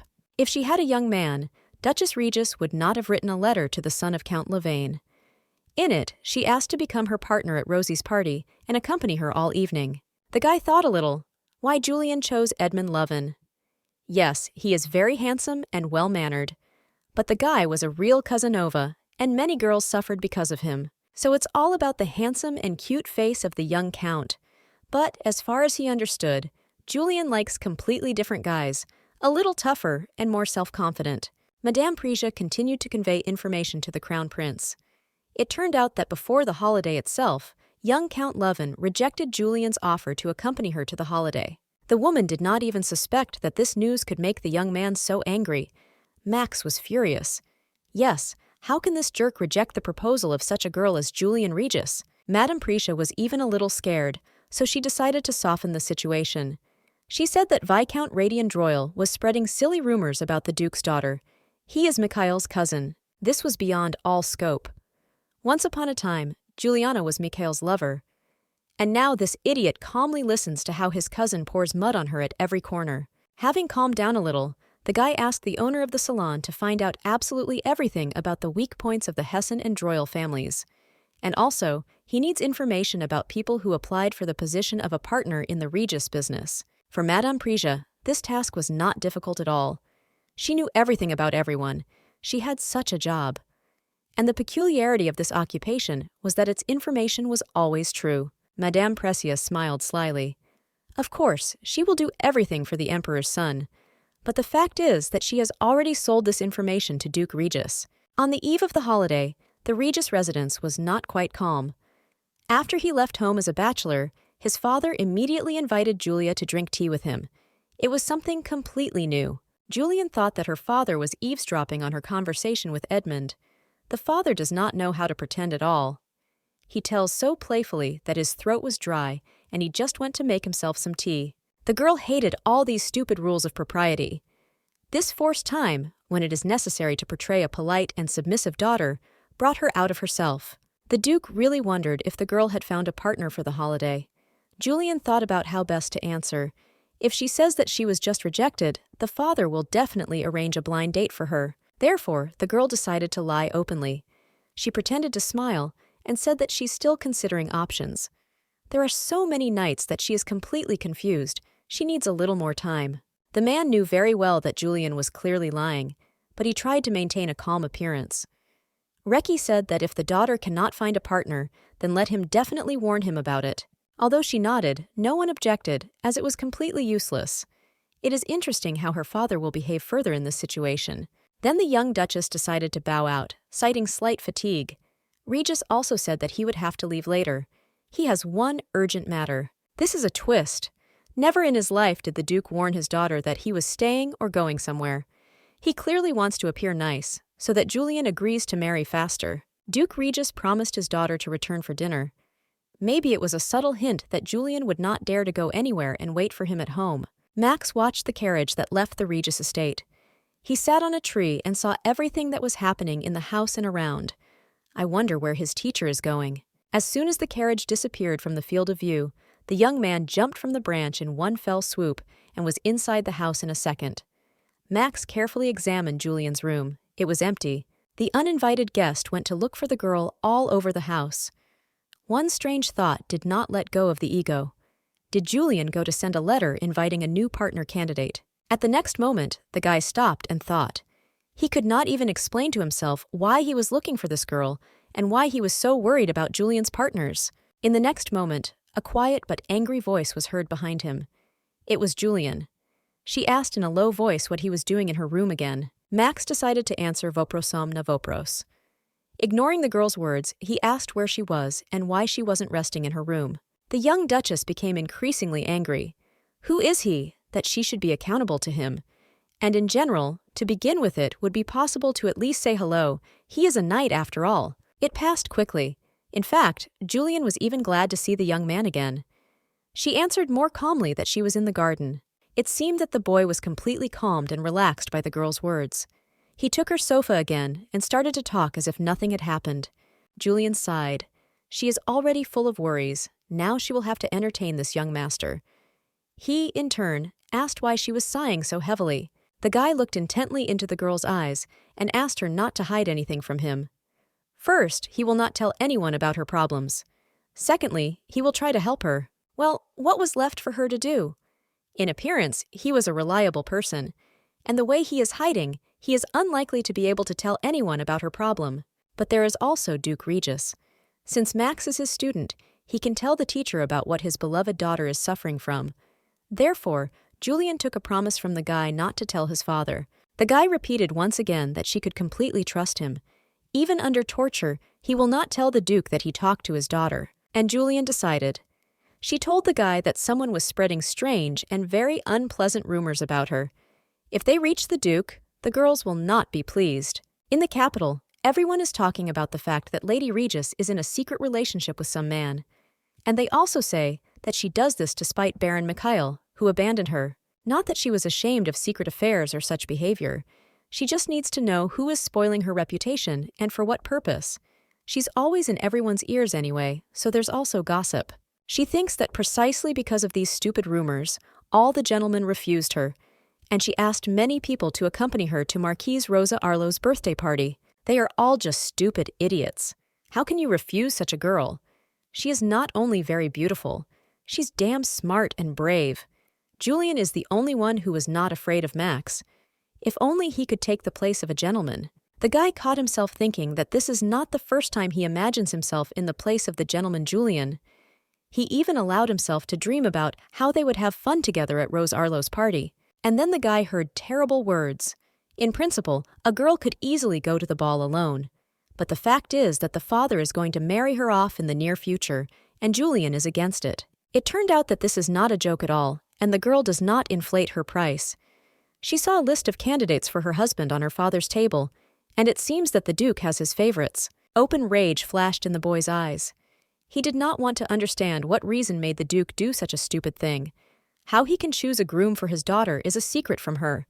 So, love for a daughter is sheer hypocrisy. Now it became clear why Julian was so actively looking for a partner for herself. She must show her father that she already has a lover with whom she can safely attend the ball. The guy thought and was silent for a while, and then he said a strange phrase that the Duchess did not understand at all. Perhaps a worthy partner is much closer than she thinks. Of course, Max meant himself. He would willingly agree to accompany the girl to the ball if she asked, but she didn't think about it. On the contrary, Julian interpreted the message in her own way. The girl jumped up and started thanking the guy for the advice. Of course, there is a way out. She will invite Geraldine. He is a knight of the Regis family, so he will not be able to refuse her a favor. The guy started to get angry again. He couldn't explain the reason, but the situation that had developed pissed him off more and more. With his own hands, he pushed Julian towards a certain Geraldine. Every time she leaves the house, Geraldine accompanies her. He is her most reliable and brave guard. Besides, many people know the ego face to face. She will tell her father that she will meet people who slander her in the banquet hall. Then he will understand that her proposal to choose a personal knight as a partner is not so bad. Max looked at her and could not say a word. With one shot, this girl wants to kill two Zaitsev at once. But fortunately, this knight is related to Julian on his mother's side. The guy exhaled again, realized that the girl's relative would not be a competitor and an obstacle for him. But in the next second, he got angry with himself. Why does he think about such a thing? What difference does it make? Julian seems to be in a good mood. She sincerely thanked Max for listening to her and giving very good advice. Now she will quickly solve the problem. Max was angry and worried at the same time, and it was well read on his face. Therefore, he briefly said goodbye to the girl and headed for the exit, without even explaining why he had come at all. Lately, something strange has been happening to the young knight. He could not control his thoughts and actions. He did not understand why he was drawn to the Duke's daughter, and the girl never left his mind for a minute. Julian shouted after Max and asked him to wait 1 second. Then she took out a small bag from her pocket and handed it to the young man. He had no idea what it was. The guy is used to checking everything on the spot, so he immediately opened the bag. There were gold coins in it, and there were quite a lot of them. He looked at Julian questioningly. Does he look like he needs money? It seems that now he was openly humiliated, but the girl hurried to calm him down. She explained that she was giving him money in exchange for the fact that if she needed any help, he would definitely be there. It seems that for the first time in his life, the boy blushed from embarrassment. He couldn't find anything to say again, so he just nodded, put the bag in his pocket, and headed for the exit. Meanwhile, a luxurious carriage was heading to the residence of the Duke of Regis. A man was sitting inside and carefully reading something. He was very focused. Suddenly, the carriage jerked violently, and the man almost flew out. He started shouting at the cab driver and asking why he doesn't follow the road. In the end, I had to stop and look out the window to see what happened. He stood outside and carefully watched the man. He very confidently and calmly greeted his guest, Ronald Herman Crocus. Regis warned that if he was going to his residence, let him stop and talk to him right here. The uninvited guest understood everything perfectly. Vigilant Duke Regis does everything to ensure that the visitor does not meet his daughter. According to the man, he is not up to the level of Lady Regis. It turned out that Crocus was not one of the timid. He replied to the Duke that he did not intend to return home. In his plans to meet with Lady Regis in person and hear a refusal from her if such a thing happens. The Duke only smiled. Just 10 minutes ago, he removed another candidate for his daughter's knighthood, Baron Bromere, from the game. He didn't even resist and understood everything from the first words. The behavior of this brat angered the man. How dare he think that Julian will talk to any of the gentlemen without his permission? His daughter is not a simpleton at all. A few more minutes passed, and Duke Regis, already calm and relaxed, returned to his residence. It didn't take much time to clearly explain to the Crocus that it was necessary to return home. Julian was slightly upset. Due to rumors, the cufflinks with blue diamonds, which she bought for her father, turned into a gift to an unknown lover. If you think about it, the only person who could so accurately see the cufflinks up close is Radian Droyle. It was with him that she encountered in the jewelry store. But in any case, after the father puts on these cufflinks, the situation will change, and the rumors will immediately dissipate by themselves. The jewelry is made to order and is one of a kind. The father returned even before dinner and again offered the girl to pray. She could not refuse. The Duke said that he had heard from the butler that the daughter wanted to give him something. The girl cleared her throat and began to explain. In fact, she has a thing that she kept for a long time. Last time he left his pendant in her room. Julian thought that the Duke would be pleased with Nakodka, but the man's face showed absolutely no emotions. She did not expect that her father would care so much. The girl decided to launch heavy artillery, and in the next minute put a beautiful box in front of the man, in which the same cufflinks lay. The Duchess asked her father to open the casket. He explained that there was a present for him. The man lifted the lid and froze in surprise. Inside were beautiful cufflinks with blue diamonds. Julianne explained that she came across this piece of jewelry while shopping. She immediately remembered her father. It seemed to her that blue diamonds would suit his image very well. The Duke was silent and examined the decoration. His face again assumed a neutral expression. The girl hoped that he would put them on right away. She had already counted on it in vain. Next, it was necessary to somehow prepare the father and talk to him about the cavalry to accompany Arlo on Rose's birthday. She started a conversation about chaperones, but the Duke did not give her the opportunity to agree. He told his daughter not to worry. He will personally accompany Julian to the ball. Let him not consider any options. Everything suddenly became somehow gray and uninteresting. Even in her wildest dreams, Julian could not think of such an option. But why does everything play against her?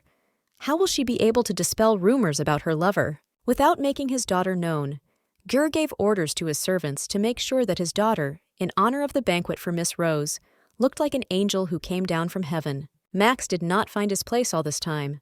How can he throw the image of Julian Regis out of his head? And why did he sneak into her room that evening? He convinced himself dozens of times that it was just sympathy on his part. He felt sorry for the Duke's daughter, who was maliciously slandered. But somewhere deep in his soul, he perfectly understood that this was not pity at all. It's just that he likes this girl to the point of madness, and he absolutely did not understand what to do with it. Max's assistant was very worried about him. The master changed, became silent and sad. Max came up with some stupid answers to all the guy's questions. Another assistant reported that the Crown Prince's understudy asked him to go to the palace as soon as possible. The Emperor's assistants are already beginning to suspect Victor that he is playing the role of the Crown Prince. Max laughed for the first time in a long time. Just think, for so many years no one noticed what was happening under their noses, and now suddenly everything has become very observant. The Crown Prince ordered the assistant to hand over to Victor and continue to play the role of Emperor. Let him make it so that there are no flaws in the ego game. It's time for the news about Lady Regis. The guy reported that the entire higher society was going to wash her bones at a banquet in honor of Count Arlo's daughter. Max thought for a minute. The Duke's only daughter, a beautiful and gentle creature, was a stain on the reputation of Duke Regis. What a strange irony. Julian did not appear at any events, with the exception of banquets in the imperial palace. Therefore, this holiday was an excellent occasion to marry the well-known young duchess. In addition, now everyone was gossiping about the fact that the daughter of the influential Duke Regis had stooped to the point of starting a relationship with an unknown man.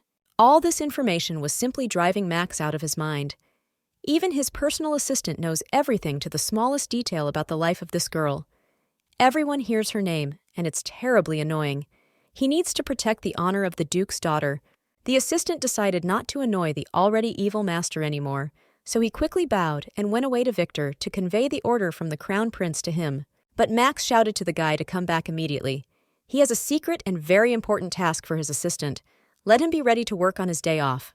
The day of the banquet, in honor of Marquise Rose Arlo's birthday, turned out to be simply wonderful. Everything was ready for the reception of influential guests. But most of all, the audience expected the appearance of Julian Regis. Despite the wonderful organization of the holiday, the ladies were very bored, and everyone pretended to be happy and having fun. But in fact, the guests were waiting for the revelation of the intrigue. Everyone was interested in only one thing, with whom the daughter of Duke Regis would appear at this ball. Will she be accompanied by a new lover? Madame Precia appeared among the guests. The woman remembered the order of the crown prince, so she came to observe the behavior of Duchess Regis. The young man warned Madame to look at both of them and not let the girl out of her sight. And if necessary, the woman should help her avoid awkward situations. Woman Ona could not deceive the crown prince. The young duchess clearly needed him for something. Besides, she knew that Max would watch the holiday. He will definitely be watching the banquet. Boring conversations were held in the banquet hall. Yes, we discussed trends in fashionable clothes. Then we discussed a little about the decor of the hall and the behavior of the birthday girl. Madame Pressy watched this whole performance, and it was frankly funny to her. All they did was wait for Duke Regis's daughter to appear.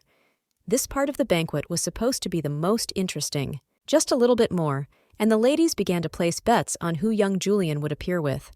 There is an option that she will come without an escort at all, or she will take Geraldine's relative as a knight. Madame Precia decided not to inflame the situation. She assumed that Julian would not appear at all. Only recently, she broke off the relationship with Marquis Mikhail. Now hey, probably not for fun. Everyone turned their attention to the woman and did not take their eyes off her. It became clear that the lady has some information, but is not going to share it with the public. Out loud, the woman casually assumed that the lovers of Lady Regis were a man with blue diamond cufflinks. I recently bought these in a jewelry store. Then came the news that Marquis Mikhail also came to congratulate Lady Rose on her birthday. It will be interesting to see the moment when he meets the daughter of Duke Regis here. Gradually, the conversation turned to Mikhail. Some told how he was suffering from a breakup with Julian. Others claimed that now he looks happier and is looking for a new love. Everyone was expecting an entertaining performance, where Julian and Mikhail should play the main roles. These are two lovers who broke off their relationship with a scandal. Now they will meet again in this ballroom. Marquis Mikhail Hessen expected the appearance of Lady Regis, no less than all the chatters in this hall. He was also interested in looking at Julian's new lover, but the guy had his own motives. On the way to the holiday, Duke Regis tried to calm his daughter down. He, like no one else, understood that all eyes in the hall would be focused on her. But Julian should not worry at all. He will fix everything. While he will be near his daughter, no one will dare to even look at her, not to provoke a scandal. She will conquer all guests with her beauty and charm. Before the carriage had reached the entrance, everyone inside already knew that Duke Regis had arrived. Long minutes of waiting followed. Now the Duke's young daughter will appear in the hall. After a few minutes, the entire audience froze. The butlers reported that the well-known friend of the Emperor, Duke Henry Regis, came to the ball together with his daughter, Julian Regis. It seems that there has been a grave silence in the hall. A magnificent show about three men's hearts in the hands of a young duchess began. Julia was watched over by a psychopathic ex-boyfriend, a beautiful stranger knight Max, as well as her own father. Recently, the girl did not understand her father's behavior at all. He became excessively attentive, affectionate, and caring. Her life changed, and Julian could not understand in which direction. The man was interested in absolutely everything in the girl's life. And this worried Julian very much. Now to hide something from him seemed an absolutely impossible intention. Appearing at the ball with her father was not part of her plans at all. Today, she had to simply run away so that she would never appear at the Regis residence again. But the father decided in his own way. The first thing that the audience in the hall noticed after the appearance of the Duke with his daughter was the delightful cufflinks on the man's sleeves. They were decorated with blue diamonds. These are probably the same cufflinks that Mikhail's cousin told about, to the banal simple. Julian bought this ornament as a gift for her father, but another gossip immediately appeared. Does no one understand that these cufflinks are a fake, which the Duke ordered right before the banquet in order to at least somehow save his daughter's reputation? Chickens don't peck at the Duke's money, so buying another pair of diamond-encrusted ones is absolutely no problem. Only naive and short-sighted people will accept this idea as the truth. While all the guests were disappointed by the lack of scandal, Mikhail was happy. Of course, Julian cannot have a lover. She cannot have a second man except him. He was already drawing pictures in his head about how poor Julian suffers from love for him. Probably, the girl is making plans to get Mikhail back and win his love again. Julia, on the other hand, decided to follow her father's advice, and the gossips and sidelong glances of those present spit on everything. She smiled, nodded to those present as a sign of greeting, looked at the decorations of the hall. Indeed, in the presence of her father, she felt more protected. He is the hero of the empire, the master of the sword, and the right hand of the emperor himself. She is behind him, as if behind a stone wall. In the center of the hall came Lady Rosa, the hero of the celebration. She greeted the dear guests and thanked the Duke for the honor shown to her. To Julia's surprise, the girl was absolutely sincere. After the words of welcome and all the official formalities, Rose came up to Julian and hugged her tightly. She was waiting for this guest more than anyone. Now she can brag to the public that she is friends with the Duke's daughter. There was so much pride and happiness in her eyes that Julian was even a little embarrassed. She began to compliment the girl because she really prepared very well for her holiday. Then the Duchess handed the girl her gift. In a beautiful velvet casket was a beautiful golden powder box in the shape of a rosebud. This piece of jewelry was truly amazing and very symbolic. Now all the guests' eyes were fixed exclusively on the gift. Only a person with refined taste could give Rosa such a thing. It really was the most original and expensive gift to the birthday girl. Julian worried for nothing that she might not guess with the gift. Rosa even shed a tear of emotion. No one has thought through the details of the presentation yet. A small mirror was built into the powder case. The product was unique in its kind. For a while, the guests even forgot that they wanted to see not a gift at all, but Julian Regis's new lover. The girl really bothered with the gift and managed to draw attention to herself in this way. Actually, after the holiday, everyone wanted to gossip about how naughty and ill-mannered Juliana is. But we have to talk about her fine taste and deep understanding of aesthetics. And here began what the girl was waiting for. Rosa finally decided to ask from which foreign master Lady Regis ordered this delightful powder. After all, not a single master in the country has done such things yet.